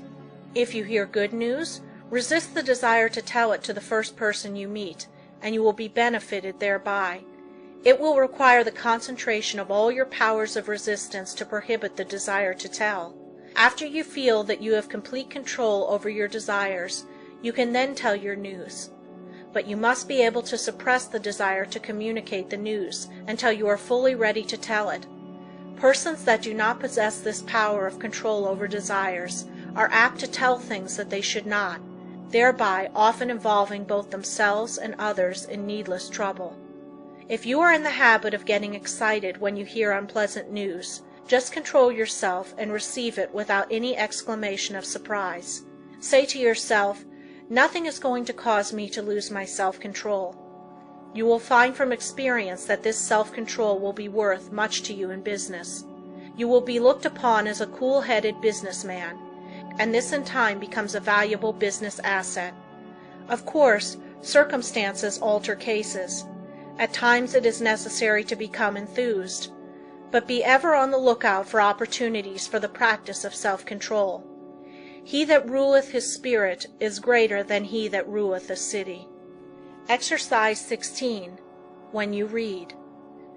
No one can think without first concentrating his thoughts on the subject in hand. Every man and woman should train himself to think clearly. An excellent exercise is to read some short story and then write just an abridged statement. Read an article in a newspaper and see how in a few words you can express it. Reading an article to get only the essentials requires the closest concentration. If you are unable to write out what you read, you will know you are weak in concentration. Instead of writing it out, you can express it orally if you wish. Go to your room and deliver it as if you were talking to someone. You will find exercises like this of the greatest value in developing concentration and learning to think. After you have practiced a number of these simple exercises, read a book for 20 minutes and then write down what you have read. The chances are that first you will not remember very many details, but with a little practice you will be able to write a very good account of what you have read. The closer the concentration, the more accurate the account will be. It is a good idea when time is limited to read only a short sentence and then try to write it down word for word. When you are able to do this, read 2 or more sentences and treat similarly. The practice will produce very good results if you keep it up until the habit is fixed. If you will just utilize your spare time in practicing exercises like those suggested, you can gain wonderful powers of concentration. You will find that in order to remember every word in a sentence, you must keep out every thought but that which you wish to remember, and this power of inhibition alone will more than compensate for the trouble of the exercise. Of course, success in all of the above depends largely upon cultivating, through the closest concentration, the power to image or picture what you read, upon the power, as one writer expresses it, of letting the mountains of which we hear loom before us, and the rivers of which we read roll at our feet. Exercise 17. Concentration overcomes bad habits. If you have a habit that you want to get rid of, shut your eyes and imagine that your real self is standing before you. Now try the power of affirmation. Say to yourself, "You are not a weakling. You can stop this habit if you want to. This habit is bad and you want to break it." Just imagine that you are someone else giving this advice. This is a very valuable practice. You, in time, see yourself as others see you. The habit loses its power over you and you are free. If you will just form the mental image of controlling yourself as another person might, you will take a delight in breaking bad habits. I have known a number of men to break themselves of drinking in this way. Exercise 18. Watch concentration. Sit in a chair and place a clock with the second hand on the table. Follow the second hand with your eyes as it goes around. Keep this up for 5 minutes, thinking of nothing else but the second hand. This is a very good exercise when you only have a few minutes to spare, if you are able to keep every other thought in the stream of consciousness subordinate to it. As there is little that is particularly interesting about the second hand, it is hard to do this, but in the extra effort of willpower required to make it successful lies its value. Always try to keep as still as possible during these exercises. In this way you gain control over nerves, and this quieting effect is very good for them. Exercise 19. Faith concentration. A belief in the power to concentrate is of course very important. I purposely did not put this exercise in the beginning where it naturally belongs, because I wanted you to know that you could learn to concentrate. If you have practiced the above exercises, you have now developed this concentration power to a considerable extent, and therefore you have faith in the power of concentration, but you can still become a much stronger believer in it. We will say that you have some desire or wish you want fulfilled, or that you need some special advice. You first clearly picture what is wanted, and then you concentrate on getting it. Have absolute faith that your desires will be realized. Believe that it will, according to your belief, be fulfilled. Never at this time attempt to analyze the belief. You don't care anything about the whys and wherefores. You want to gain the thing you desire, and if you concentrate on it in the right way, you will get it. A caution. Never think you will not succeed, but picture what is wanted as already yours, and yours it surely will be. Self-distrust. Do you ever feel distrust in yourself? If you do, just ask yourself, which self do I mistrust? Then say, my higher self cannot be affected. Then think of the wonderful powers of the higher self. There is a way to overcome all difficulties, and it is a delight for the human soul to do so.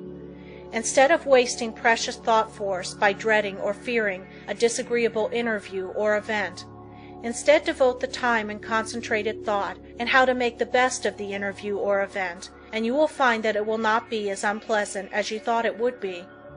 Most of our troubles are but imaginary, and it is the mental habit of so dreading them that really acts as a magnet in attracting those that really do come. Your evil circumstances are created or attracted by your own negative fears and wrong thoughts, and are a means of teaching you to triumph over all evils, by discovering that which is inherent within yourself. You will find it helpful in overcoming self-distrust, to stop and think, why are you concentrating your forces? And by so doing, you become more closely attached to the higher self, which never distrusts. End of Lesson 14. Lessons 15 and 16. Read by Andrea Fiore. A man forgets because he does not concentrate his mind on his purpose, especially at the moment he conceives it. We remember only that which makes a deep impression, Hence we must first deepen our impressions by associating in our minds certain ideas that are related to them. We will say a wife gives her husband a letter to mail. He does not think about it, but automatically puts it in his pocket and forgets all about it. When the letter was given to him, had he said to himself, "I will mail this letter. The box is at the next corner, and when I pass it, I must drop this letter," it would have enabled him to recall the letter the instant he reached the mailbox. The same rule holds good in regard to more important things. For example, if you are instructed to drop in and see Mr. Smith while out to luncheon today, you will not forget it. If at the same moment the instruction is given, you say to yourself something similar to the following: "When I get to the corner of blank street, on my way to luncheon, I shall turn to the right and call on Mr. Smith." In this way the impression is made, the connection established, and the sight of the associated object recalls the errand. The important thing to do is to deepen the impression at the very moment it enters your mind. This is made possible not only by concentrating the mind upon the idea itself, but by surrounding it with all possible association of ideas, so that each one will reinforce the others. The mind is governed by laws of association, such as the law that ideas which enter the mind at the same time emerge at the same time, one assisting in recalling the others. The reason why people cannot remember what they want to is that they have not concentrated their minds sufficiently on their purpose at the moment when it was formed. You can train yourself to remember in this way by the concentration of the attention on your purpose, in accordance with the laws of association. When once you form this habit, the attention is easily centered and the memory easily trained. Then your memory, instead of failing you at crucial moments, becomes a valuable asset in your everyday work. Exercise in memory concentration. Select some picture, put it on a table, and then look at it for 2 minutes. Concentrate your attention on this picture, observe every detail, then shut your eyes and see how much you can recall about it. Think of what the picture represents, whether it is a good subject, whether it looks natural. Think of objects in foreground, middle ground, background, of details of color and form. Now open your eyes and hold yourself rigidly to the correction of each and every mistake. Close your eyes again and notice how much more accurate your picture is. Practice until your mental image corresponds in every particular to the original. Nature is a wonderful instructor. But there are very few who realize that when we get in touch with nature, we discover ourselves. That by listening to her voice, with that curious inner sense of ours, we learn the oneness of life and wake up to our own latent powers. Few realize that the simple act of listening and concentrating is our best interior power, for it brings us into close contact with the highest, just as our other senses bring us into touch with the coarser side of human nature. The closer we live to nature, the more developed is this sense. So-called civilization has overdeveloped our other senses at the expense of this one. Children unconsciously realize the value of concentration. For instance, when a child has a difficult problem to solve and gets to some knotty point which he finds himself mentally unable to do, though he tries his hardest, he will pause and keep quite still, leaning on his elbow, apparently listening. Then you will see, if you are watching, sudden illumination come, and he goes on happily and accomplishes his task. A child instinctively but unconsciously knows when he needs help. He must be quiet and concentrate. All great people concentrate and owe their success to it. A doctor thinks over the symptoms of his patient, waits, listens for the inspiration, though quite unconscious perhaps of doing so. The one who diagnoses in this way seldom makes mistakes. An author thinks his plot, holds it in his mind, and then waits, and illumination comes. If you want to be able to solve difficult problems, you must learn to do the same. Lesson 16. How concentrating can fulfill your desire. It is a spiritual law that the desire to do necessarily implies the ability to do. You have all read of Aladdin's lamp, which accomplished such wonderful things. This, of course, is only a fairy story, but it illustrates the fact that man has within him the power, if he is able to use it, to gratify his every wish. If you are unable to satisfy your deepest longings, it is time you learn how to use your God-given powers. You will soon be conscious that you have latent powers within capable, when once developed, of revealing to you priceless knowledge and unlimited possibilities of success. Man should have plenty of everything, and not merely substance to live on as so many have. All natural disease can be realized. It would be wrong for the infinite to create wants that could not be supplied. Man's very soul is in his power to think, and it therefore is the essence of all created things. Every instinct of man leads to thought, and in every thought there is great possibility, because true thought development, when allied to those mysterious powers that perhaps transcend it, has been the cause of all the world's true progress. In the silence we become conscious of that something which transcends thought, and which uses thought as a medium for expression. Many have glimpses of that something, but few ever reach the state where the mind is steady enough to fathom these depths. Silent, concentrated thought is more potent than spoken words, for speech distracts from the focusing power of the mind by drawing more and more attention to the without. Man must learn more and more to depend on himself, to seek more for the infinite within. It is from this source alone that he ever gains the power to solve his practical difficulties. No one should give up when there is always the resources of infinity. The cause of failure is that men search in the wrong direction for success, because they are not conscious of their real powers that when used are capable of guiding them. The infinite within is foreign to those persons who go through life without developing their spiritual powers. But the infinite helps only he who helps himself. There is no such thing as a special providence. Man will not receive help from the infinite except to the extent that he believes and hopes and prays for help from this great source. Concentrate on what you want and get it. The weakling is controlled by conditions. The strong man controls his conditions. You can be either the conqueror or the conquered. By the law of concentration you can achieve your heart's desire. This law is so powerful that that which at first seems impossible becomes attainable. By this law, what you at first see as a dream becomes a reality. Remember that the first step in concentration is to form a mental image of what you wish to accomplish. This image becomes a thought seed that attracts thoughts of a similar nature. Around this thought, when it is once planted in the imagination or creative region of the mind, you group or build associated thoughts which continue to grow as long as your desire is keen enough to compel close concentration. Form the habit of thinking of something you wish to accomplish for 5 minutes each day. Shut every other thought out of consciousness. Be confident that you will succeed.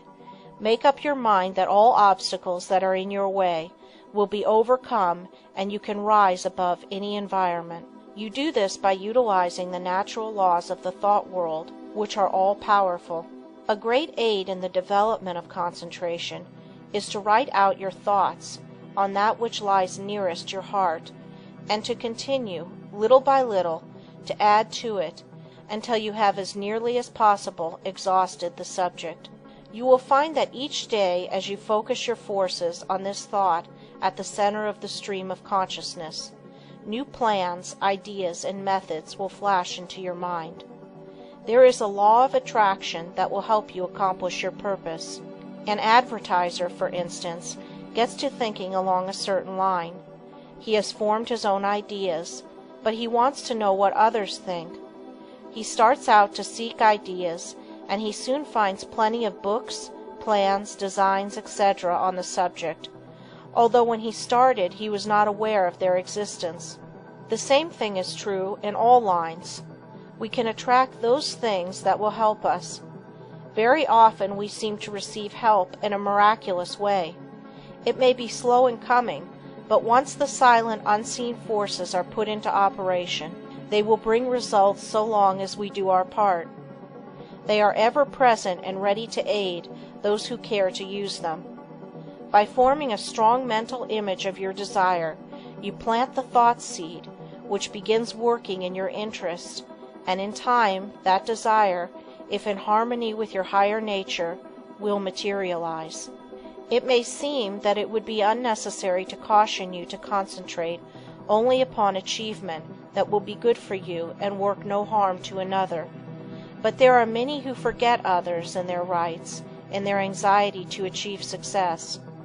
All good things are possible for you to have, but only as you bring out your forces into harmony with that law that requires that we mete out justice to fellow travelers as we journey along life's road. So first think over the thing wanted, and if it would be good for you to have, say, I want to do this.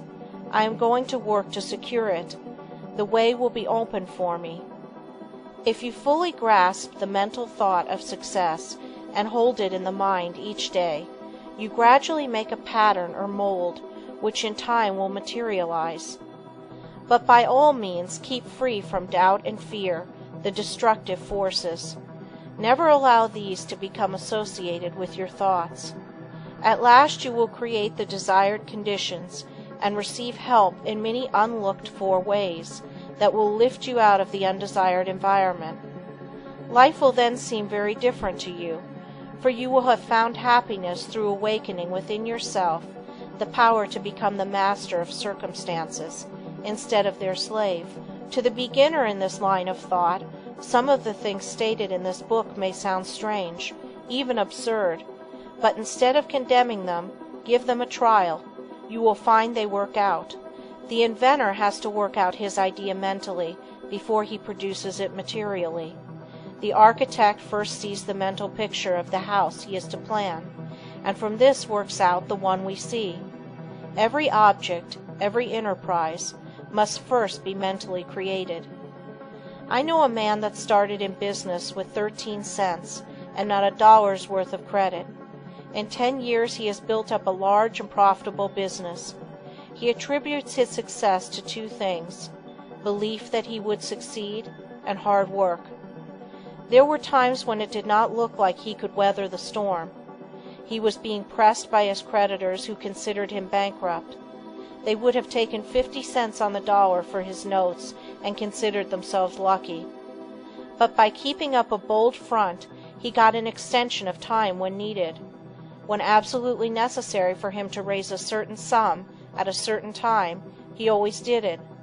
When he had heavy bills to meet, he would make up his mind that certain people that owed him would pay by a certain date, and they always did.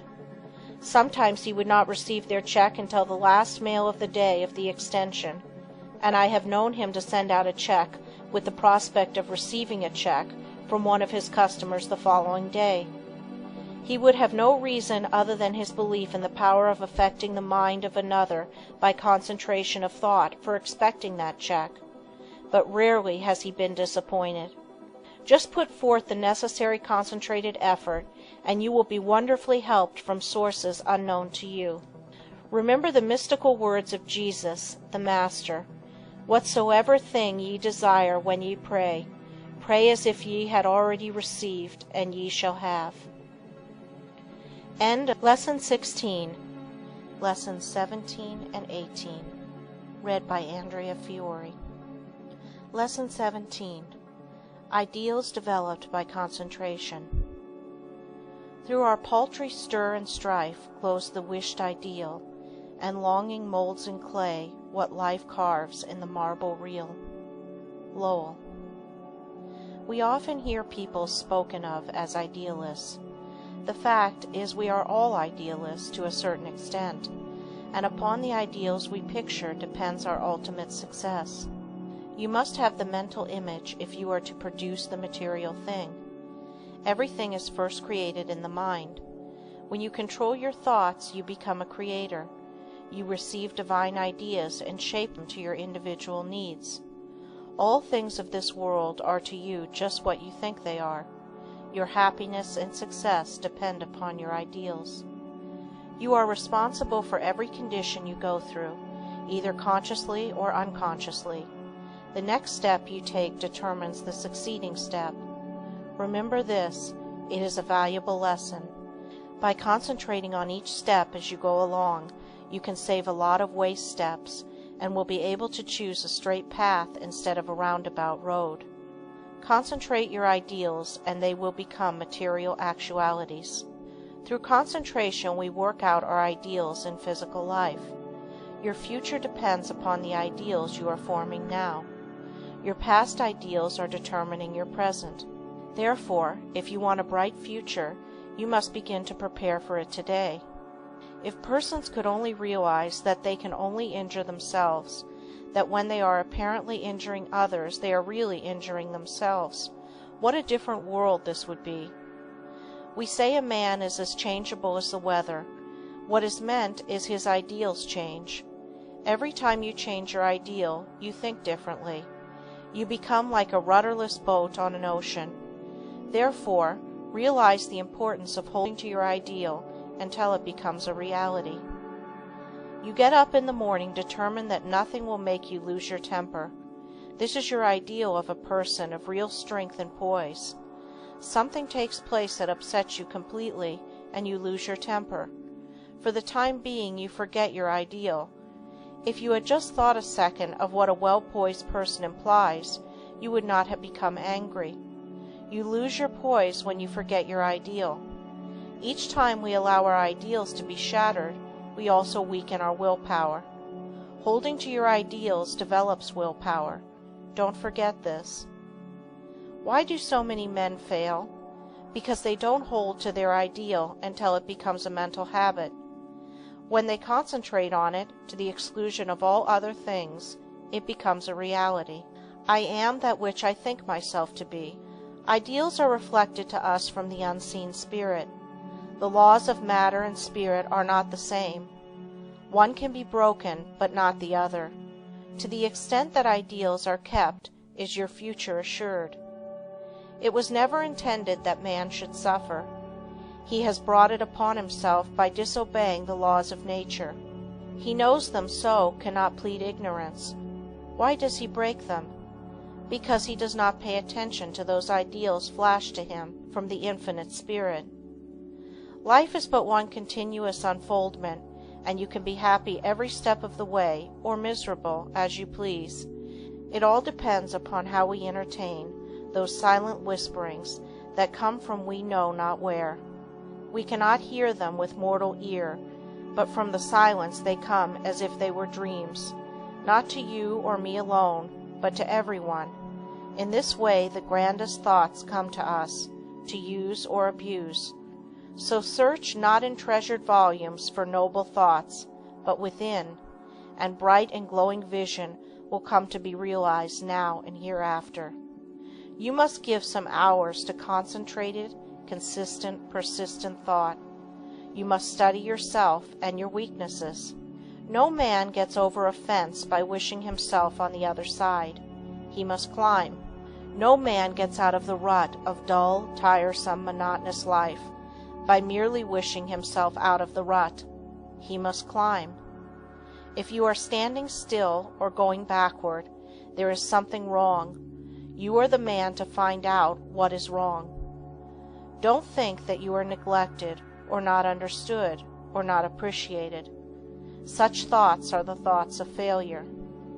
Think hard about the fact that men who have got what you envy got it by working for it. Don't pity yourself, criticize yourself. You know that the only thing in the world that you have got to count upon is yourself. Lesson 18. Mental Control Through Creation. I attended a banquet of inventors recently. Each inventor gave a short talk on something he thought would be accomplished in the future. Many very much needed things were spoken of. One inventor spoke of the possibilities of wireless telephone. Distance, he said, would shortly be annihilated. He thought we would soon be able to talk to the man in the submarine 40 fathoms below the surface and 1,000 miles away. When he got through, he asked if there were any that doubted what he said. No one spoke up. This was not a case of tactful politeness, as inventors like to argue, but a case where no one present really doubted that the inventor's vision would, in the future, materialize. These shrewd men, some real geniuses, all thought we would in time be able to talk to those 1,000 miles away without media.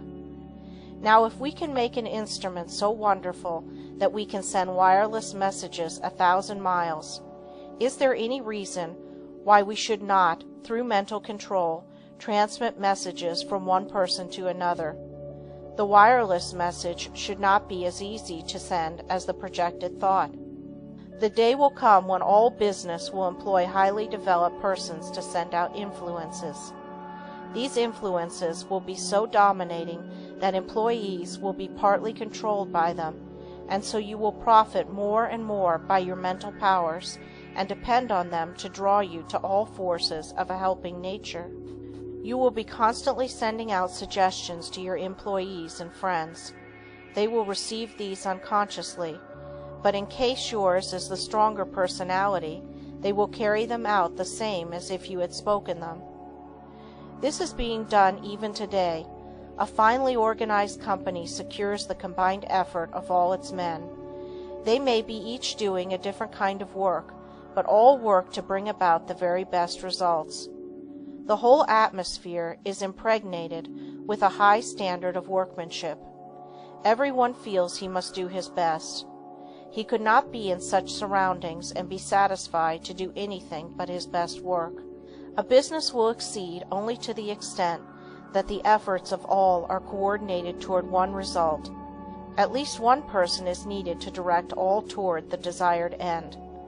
The person at the head does not have to exactly outline to the others what steps to take, but he must possess the mental power of control over others.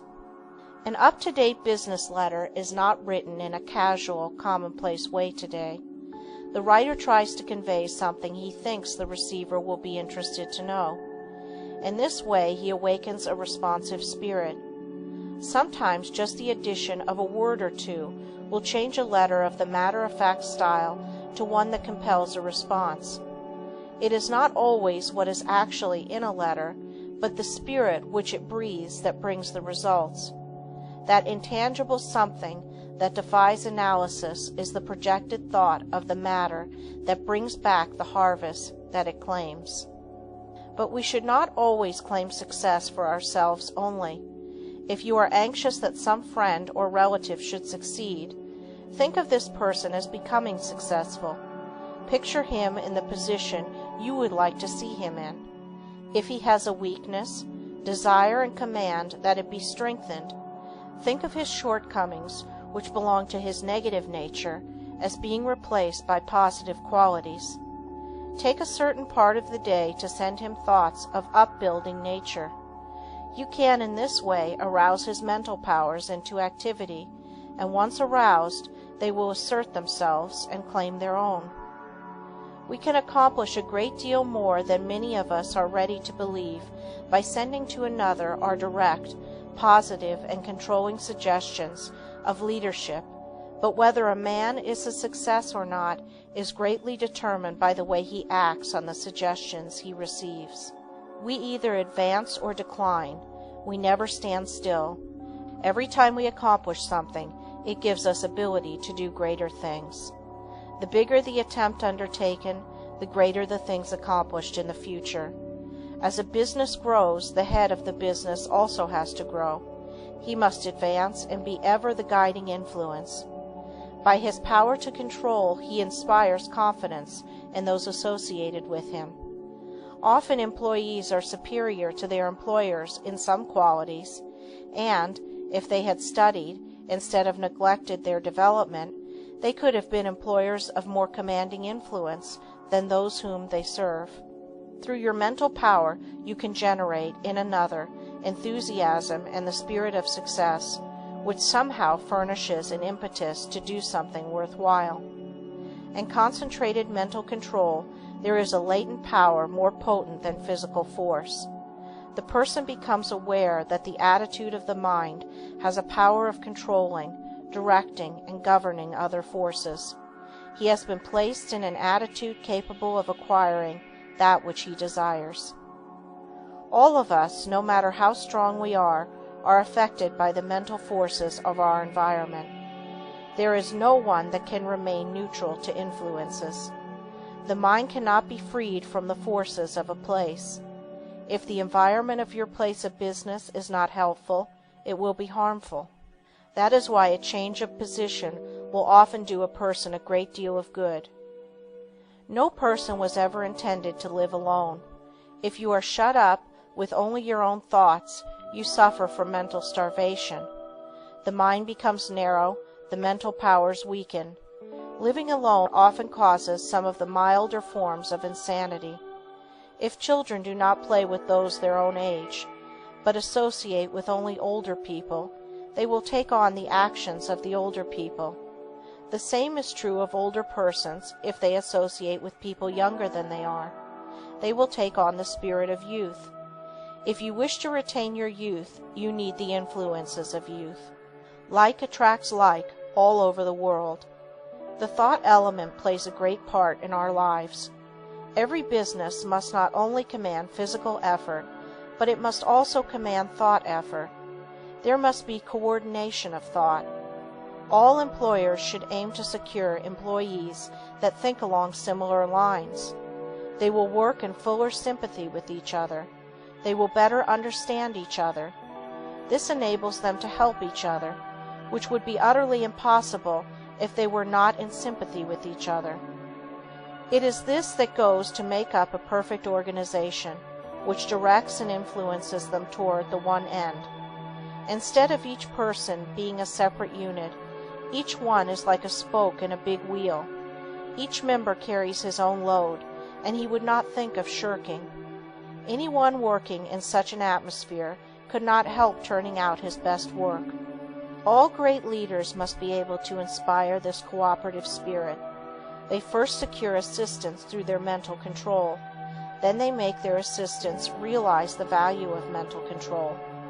Soon there is a close bond between them. They are working toward a single purpose.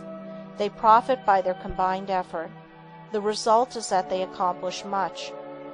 If your business is conducted in the right spirit, you can instill your thoughts and your ideas into your employees. Your methods and ideas become theirs. They don't know it, but your mental forces are shaping their work. They are just as certain to produce results as any physical force in nature. The up-to-date businessman of the future is going to take pains to get his employees to think and reason better. He will not want them to become depressed or discouraged. There is time that instead of being wasted, he will endeavor to have them use in concentrated effort that will be profitable to both employer and employed. There must be more of the spirit of justice entering into the business of the future. There is a firm I know that will not hire an employee until he has filled out an application blank. No doubt those that fill it out think it is a foolishness, but it is not. A capable manager can look over this application blank and pretty nearly tell if this person will fit into his management. The main thing he wants to know is the applicant's capacity for efficient, cooperative effort. He wants persons that have faith in themselves. He wants them to realize that when they talk of misfortunes and become blue, they are likely to communicate the same depressing influence to others. The up-to-date manager wants to guard against hiring employees who will obstruct his success. You must realize that every moment spent in thinking of your difficulties of the past, every moment spent in bad company, is attracting to you all that is bad, is attracting influences that must be shaken off before you can advance. Many firms prefer to hire employees that never worked before, so that they have nothing to unlearn. They are then not trained, but have had no bad business habits to overcome. They are more easily guided and grasp the new materials more effectively because they are not contrary to what they have already learned. They are at once started on the right road, and as they cooperate readily, they receive the mental support of the management and learning the methods that have been perfected. This inspires confidence in themselves, and they soon become efficient and, finally, skilled workers. Most big business firms today employ efficiency experts. Each day or week they are in a different department. They earn their money because they familiarize persons with very little business experience with plans that have taken the expert years of training and much money to perfect. The attitude we take has a great deal more to do with our success than most of us realize. We must be able to generate those forces that are helpful. There is a wonderful power in the thought rightly controlled and projected, and we must, through concentration, develop this power to the fullest possible extent. We are surrounded by many forces of which we know but little at present. Our knowledge of these is to be wonderfully increased. Each year we learn more about these psychic forces which are full of possibilities, of which we are not even dimly conscious. We must believe in mental control, learn more about it, and use it, if we want to command these higher powers and forces which will unquestionably direct the lives of countless future generations. End of Lesson 18. Lesson 19. A Concentrated Will Development. New Method. You will find in this chapter a most effective and most practical method of developing the will. You can develop a strong one if you want to. You can make your will a dynamo to draw you to untold power. Exercises are given which will, if practiced, strengthen your will, just as you would strengthen your muscles by athletic exercises. In starting to do anything, we must first commence with elementary principles. Simple exercises will be given. It is impossible to estimate the ultimate good to be derived from the mental cultivation that comes through these attempts at concentration. Even the simple exercises are not to be thought useless.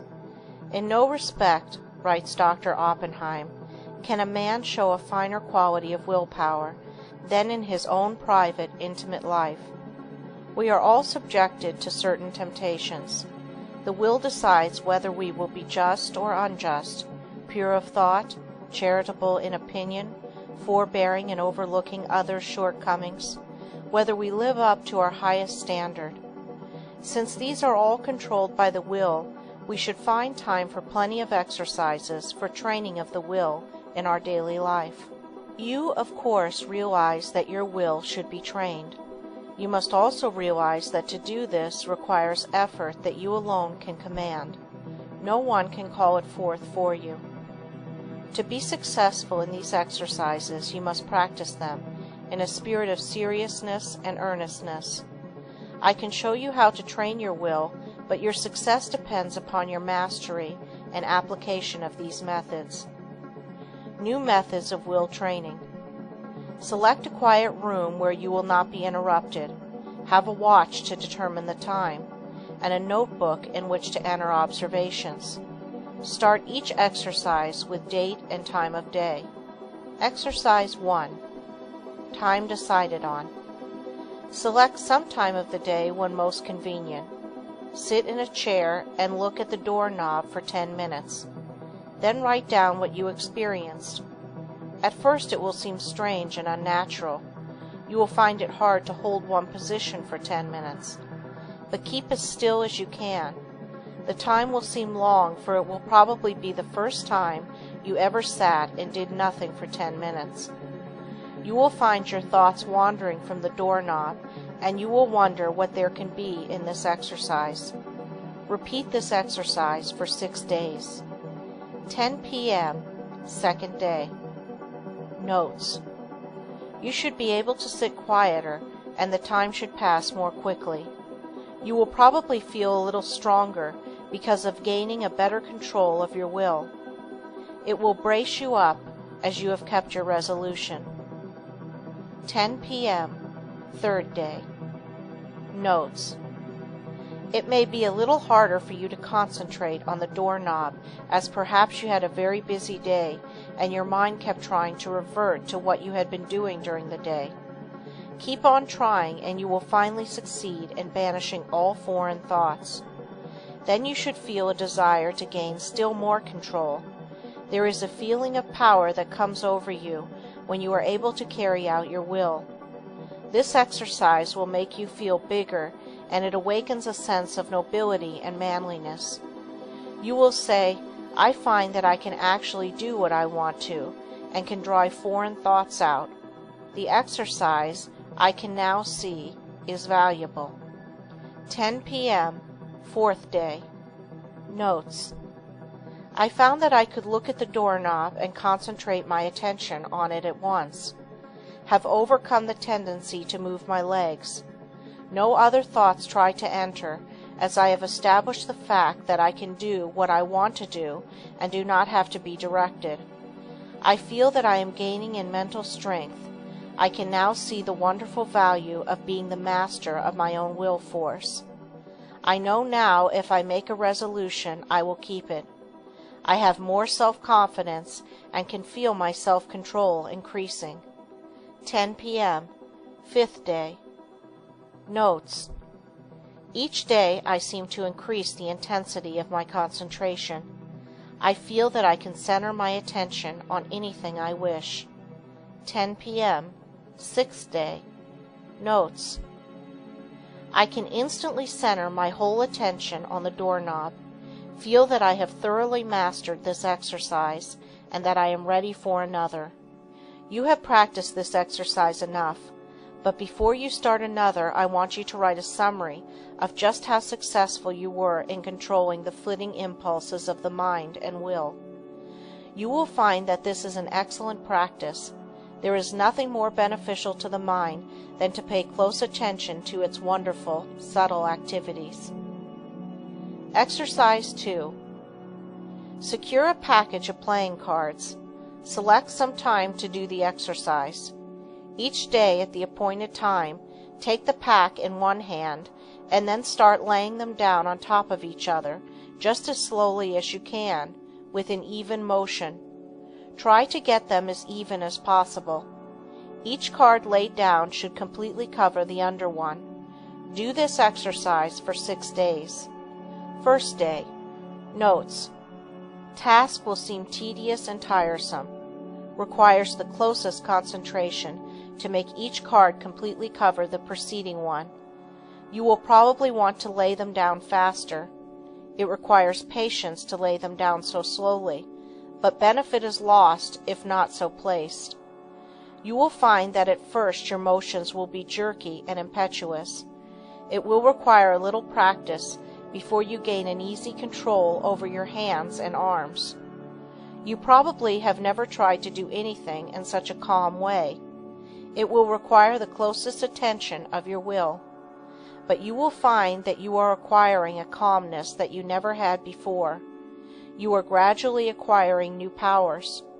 You recognize how impulsive and impetuous that you have been, and how, by using your will, you can control your temperament. Second day. Notes: you start laying the cards down slowly. You will find that by practice you can lay them down much faster. But you want to lay them down slowly, and therefore you have to watch yourself. The slow, steady movement is wearisome, but you have to conquer the desire of wanting to hurry up. Soon you will find that you can go slowly or fast at will. Third day. Notes: you still find it hard to go slowly. Your will urges you to go faster. This is especially true if you are impulsive, as the impulsive character finds it very difficult to do anything slowly and deliberately. It goes against the grain. This exercise still is tiresome, but when you do it, it braces you up mentally. You are accomplishing something you do not like to do. It teaches you how to concentrate on disagreeable tasks. Writing these notes down you will find very helpful. Fourth day. Notes: I find that I am beginning to place the cards in a mathematical way. I find one card is not completely covering another. I am getting a little careless and must be more careful. I command my will to concentrate more. It does not seem so hard to bring it under control. 5th day. Notes. I find that I am overcoming my jerky movements, that I can lay the cards down slowly and steadily. I feel that I am rapidly gaining more poise. I am getting better control over my will each day, and my will completely controls my movements. I begin to look on my will as a great governing power. I would not think of parting with the knowledge of will I have gained. I find it is a good exercise and know it will help me to accomplish my tasks. 6th day. Notes. I begin to feel the wonderful possibilities of the will. It gives me strength to think of the power of will. I am able to do so much more and better work now that I realize that I can control my will action. Whatever my task, my will is concentrated on it. I am to keep my will centered there until the task is finished. The more closely and definitely I determine what I shall do, the more easily the will carries it out. Determination imparts compelling force to the will. It exerts itself more. The will and the end act and react on each other. 7th day. Notes. Now try to do everything you do today faster. Don't hurry or become nervous. Just try to do everything faster, but in a steady manner. You will find that the exercises you have practiced in retardation have steadied your nerves and thereby made it possible to increase your speed. The will is under your command. Make it carry out resolutions rapidly. This is how you build up your self-control and your self-command. It is then that the human machine acts as its author dictates. You certainly should now be able to judge of the great benefit that comes from writing out your introspections each day. Of course you will not have the exact experience given in these examples, but some of these will fit your case. Be careful to study your experiences carefully and make as true a report as you can. Describe your feelings just as they seem to you. Allow your fancies to color your report and it will be worthless. You have pictured conditions as you see them. In a few months, if you again try the same exercises, you will find your report very much better. By these introspections, we learn to know ourselves better, and with this knowledge can wonderfully increase our efficiency. As you become used to writing out your report, it will become more accurate.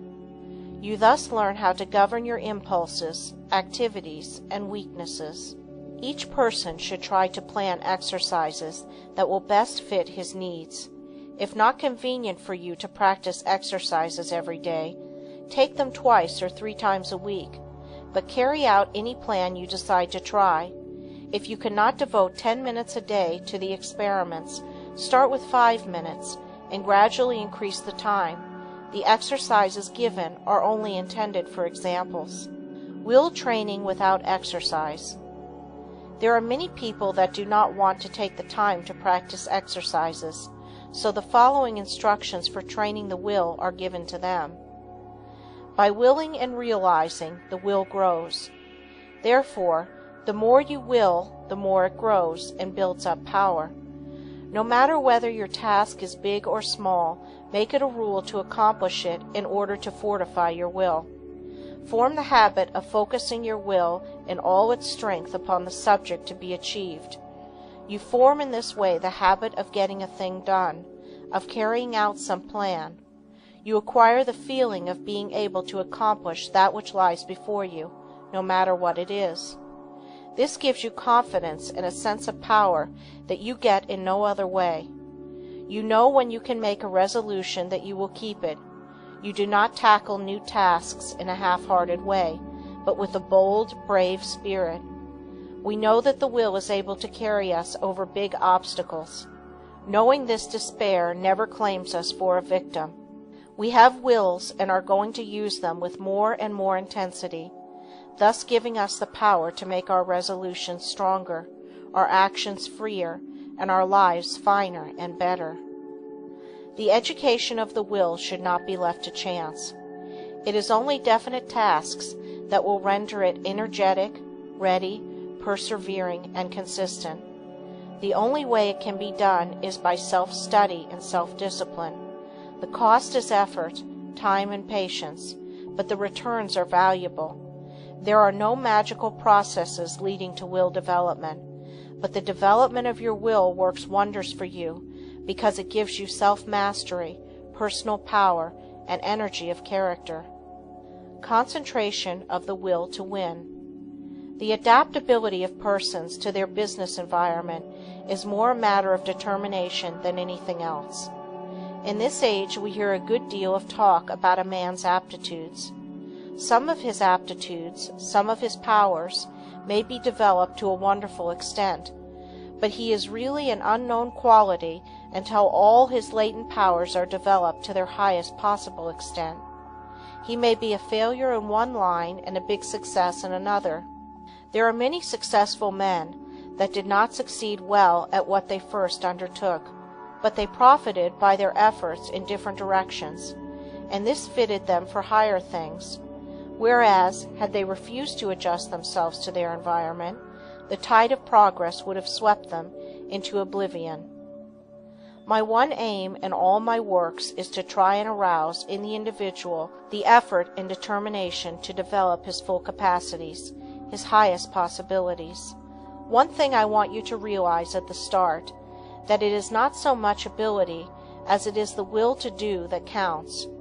Ability is very plentiful, but organizing initiative and creative power are not plentiful. It is easy to get employees, but to get someone to train them is harder.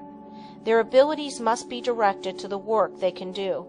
They must be shown how, while at work, to conserve their energy, and they must be taught to work in harmony with others, for most business concerns are dominated by a single personality. Concentrating on driving force within. We are all conscious, at times, that we have somewhere within us an active driving force that is ever trying to push us onward to better deeds. It is that force that makes us feel determined at times to do something worthwhile. It is not thought, emotion, or feeling. This driving force is something distinct from thought or emotion. It is a quality of the soul, and therefore it has a consciousness all its own. It is the I will do of the will.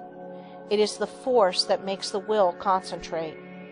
Many have felt this force working within them, driving them on to accomplish their tasks. All great men and women become conscious that this supreme and powerful force is their ally in carrying out great resolutions.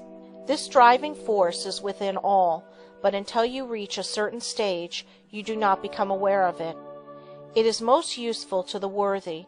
It springs up naturally without any thought of training. It comes unprovoked and leaves unnoticed. Just what this force is we do not know, but we do know that it is what intensifies the will in demanding just and harmonious action. The ordinary human being, merely as merchandise, if he could be sold as a slave, would be worth $10,000. If somebody gave you a $5,000 automobile, you would take very good care of it. You wouldn't put sand in the carburetor, or mix water with the gasoline, or drive it furiously over rough roads, or leave it out to freeze at night. Are you quite sure that you take care of your own body, your own health, your own real property, as well as you would take care of a $5,000 automobile if it were given to you? The man who mixes whiskey with his blood is more foolish than a man would be if he mixed water with gasoline in his car. You can get another car, you cannot get another body. The man who misses sleep lives irregularly, bolts his food so that his blood supply is imperfect. That is a foolish man, treating himself as he would not treat any other valuable piece of property. Do you try to talk with men and women who know more than you do, and do you listen rather than try to tell them what you know?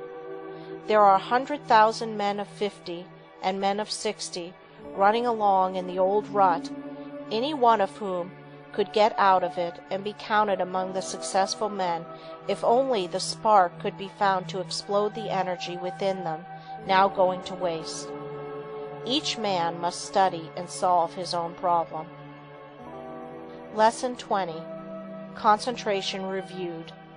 In bringing this book to a close, I again want to impress you with the inestimable value of concentration, because those that lack this great power, or rather that fail to develop it, will generally suffer from poverty and unhappiness, and their life's work will most often be a failure, while those that develop and use it will make the most of their life's opportunities. I have tried to make these lessons practical, and I am sure that many will find them so.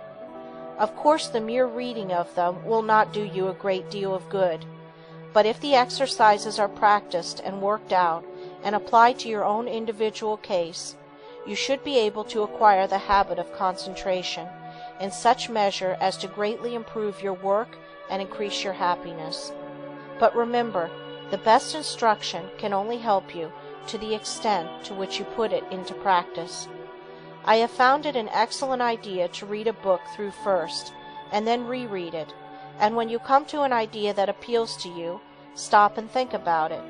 Then, if applicable to you, repeat it over and over, that you will be impressed by it. In this way you can form the habit of picking out all the good things you read, and these will have a wonderful influence on your character. In this closing chapter, I want to impress you to concentrate on what you do, instead of forming most of your work unconsciously or automatically, until you have formed habits that give you the mastery of your work and your life powers and forces. Very often, the hardest part of work is thinking about it. When you get right into it, it does not seem so disagreeable. This is the experience of many when they first commence to learn how to concentrate. So never think it a difficult task, but undertake it with the I will spirit, and you will find that its acquirement will be as easy as its application will be useful. Read the life of any great man, and you will generally find that the dominant quality that made him successful was the ability to concentrate. Study those that have been failures, and you will often find that the lack of concentration was the cause. One thing at a time, and that done well, is a good rule, as I can tell. All men are not born with equal powers, but it is the way they are used that counts. Opportunity knocks at every man's door. Those that are successful hear the knock and grasp the chance. The failures believe that luck and circumstances are against them. They always blame someone else instead of themselves for their lack of success. We get what is coming to us, nothing more or less. Anything within the universe is within your grasp. Just use your latent powers and it is yours. You are aided by both visible and invisible forces when you concentrate on either to do or to be. Everyone is capable of some concentration, for without it you would be unable to say or do anything. People differ in the power to concentrate because some are unable to will, to hold the thought in mind for the required time. The amount of determination used determines who has the strongest will. No one's is stronger than yours. Think of this whenever you go against a strong opponent. Never say, I can't concentrate today.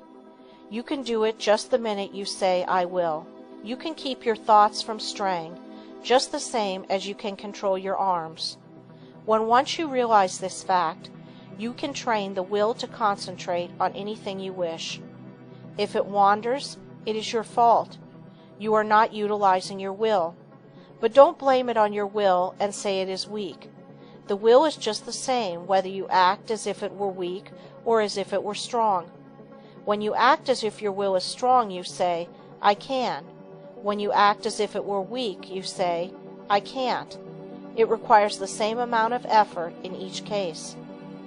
Some men get in the habit of thinking I can't and they fail. Others think I can and succeed. So remember, it is for you to decide whether you will join the army of I can't or I can.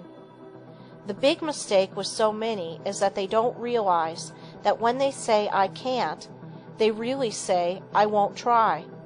You cannot tell what you can do until you try. Can't means you will not try. Never say you cannot concentrate, for when you do, you are really saying that you refuse to try. Whenever you feel like saying I can't, say instead, I possess all will and I can use as much as I wish. You only use as much as you have trained yourself to use. An experiment to try. Before going to bed tonight, repeat, I am going to choose my own thoughts and to hold them as long as I choose. I am going to shut out all thoughts that weaken or interfere, that make me timid. My will is as strong as anyone else.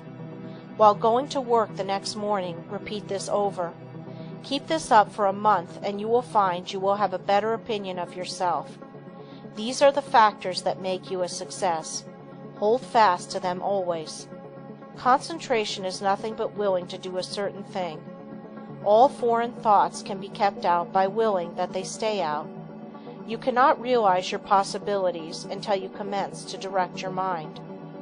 You then do consciously what you have before done unconsciously. In this way you note mistakes, overcome bad habits, and perfect your conduct. You have at times been in a position that required courage, and you were surprised at the amount you showed. Now when once you arouse yourself, you have this courage all the time, and it is not necessary to have a special occasion reveal it to you. My object in so strongly impressing this on your mind is to make you aware that the same courage, the same determination that you show at certain exceptional times, you have at your command at all times.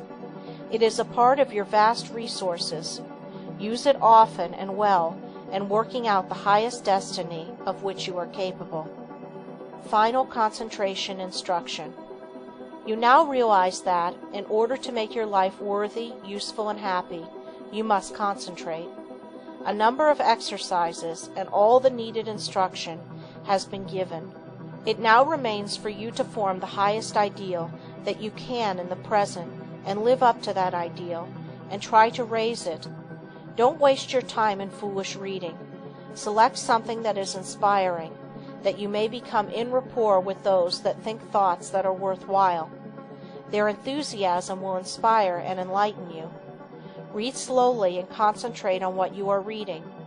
Let your spirit and the spirit of the author commune, and you will then sense what is between the lines, those great things which words cannot express. Pay constant attention to one and one thing only for a given time, and you will soon be able to concentrate. Hang on to that thought ceaselessly until you have attained your object. When you work, let your mind dwell steadily on your task. Think before you speak, and direct your conversation to the subject under discussion. Do not ramble.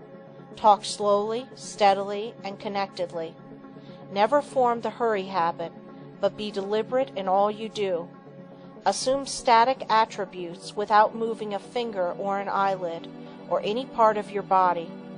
Read books that treat of but one continuous subject. Read long articles and recall the thread of the argument. Associate yourself with people who are steady, patient, and tireless in their thought, action, and work.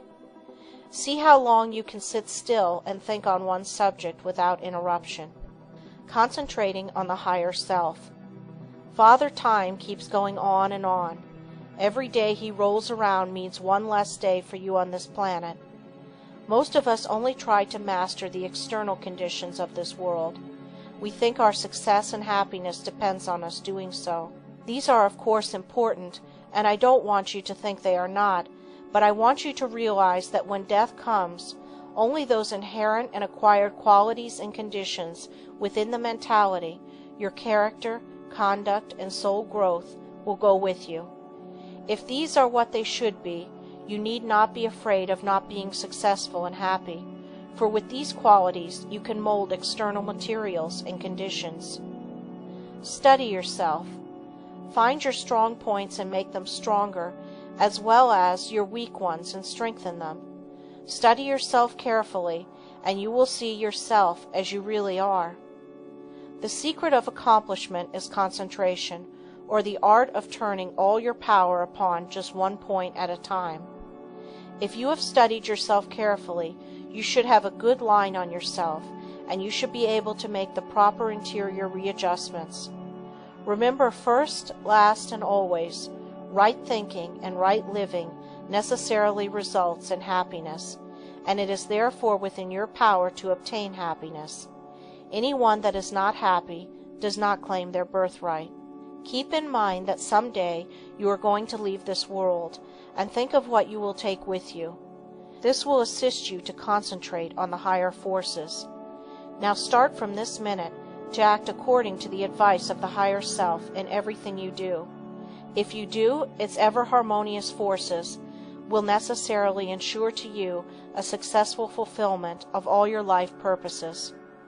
Whenever you feel tempted to disobey your higher promptings, hold the thought, "My higher self ensures to me the happiness of doing that which best answers my true relations to all others." You possess latent talents that, when developed and utilized, are of assistance to you and others. But if you do not properly use them, you shirk your duty, and you will be the loser and sufferer from the consequences. Others will also be worse off if you do not fulfill your obligations. When you have aroused into activity your thought powers, you will realize the wonderful value of these principles in helping you to carry out your plans. The right in the end must prevail. You can assist in the working out of the great plan of the universe, and thereby gain the reward, or you can work against the great plan and suffer the consequences.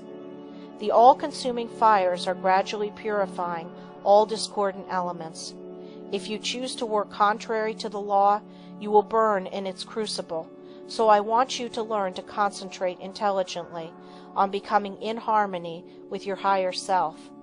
Hold the thought, "I will live for my best.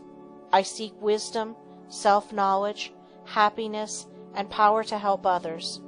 I act from the higher self, therefore only the best can come to me." The more we become conscious of the presence of the higher self, the more we should try to become a true representative of the human soul in all its wholeness and holiness, instead of wasting our time dwelling on some trifling external quality or defect. We should try to secure a true conception of what we really are, so as not to overvalue the external furnishings. You will then not surrender your dignity or self-respect when others ignorantly make a display of material things to show off. Only the person that realizes that he is a permanent being knows what the true self is. End of The Power of Concentration by Theron Dumont.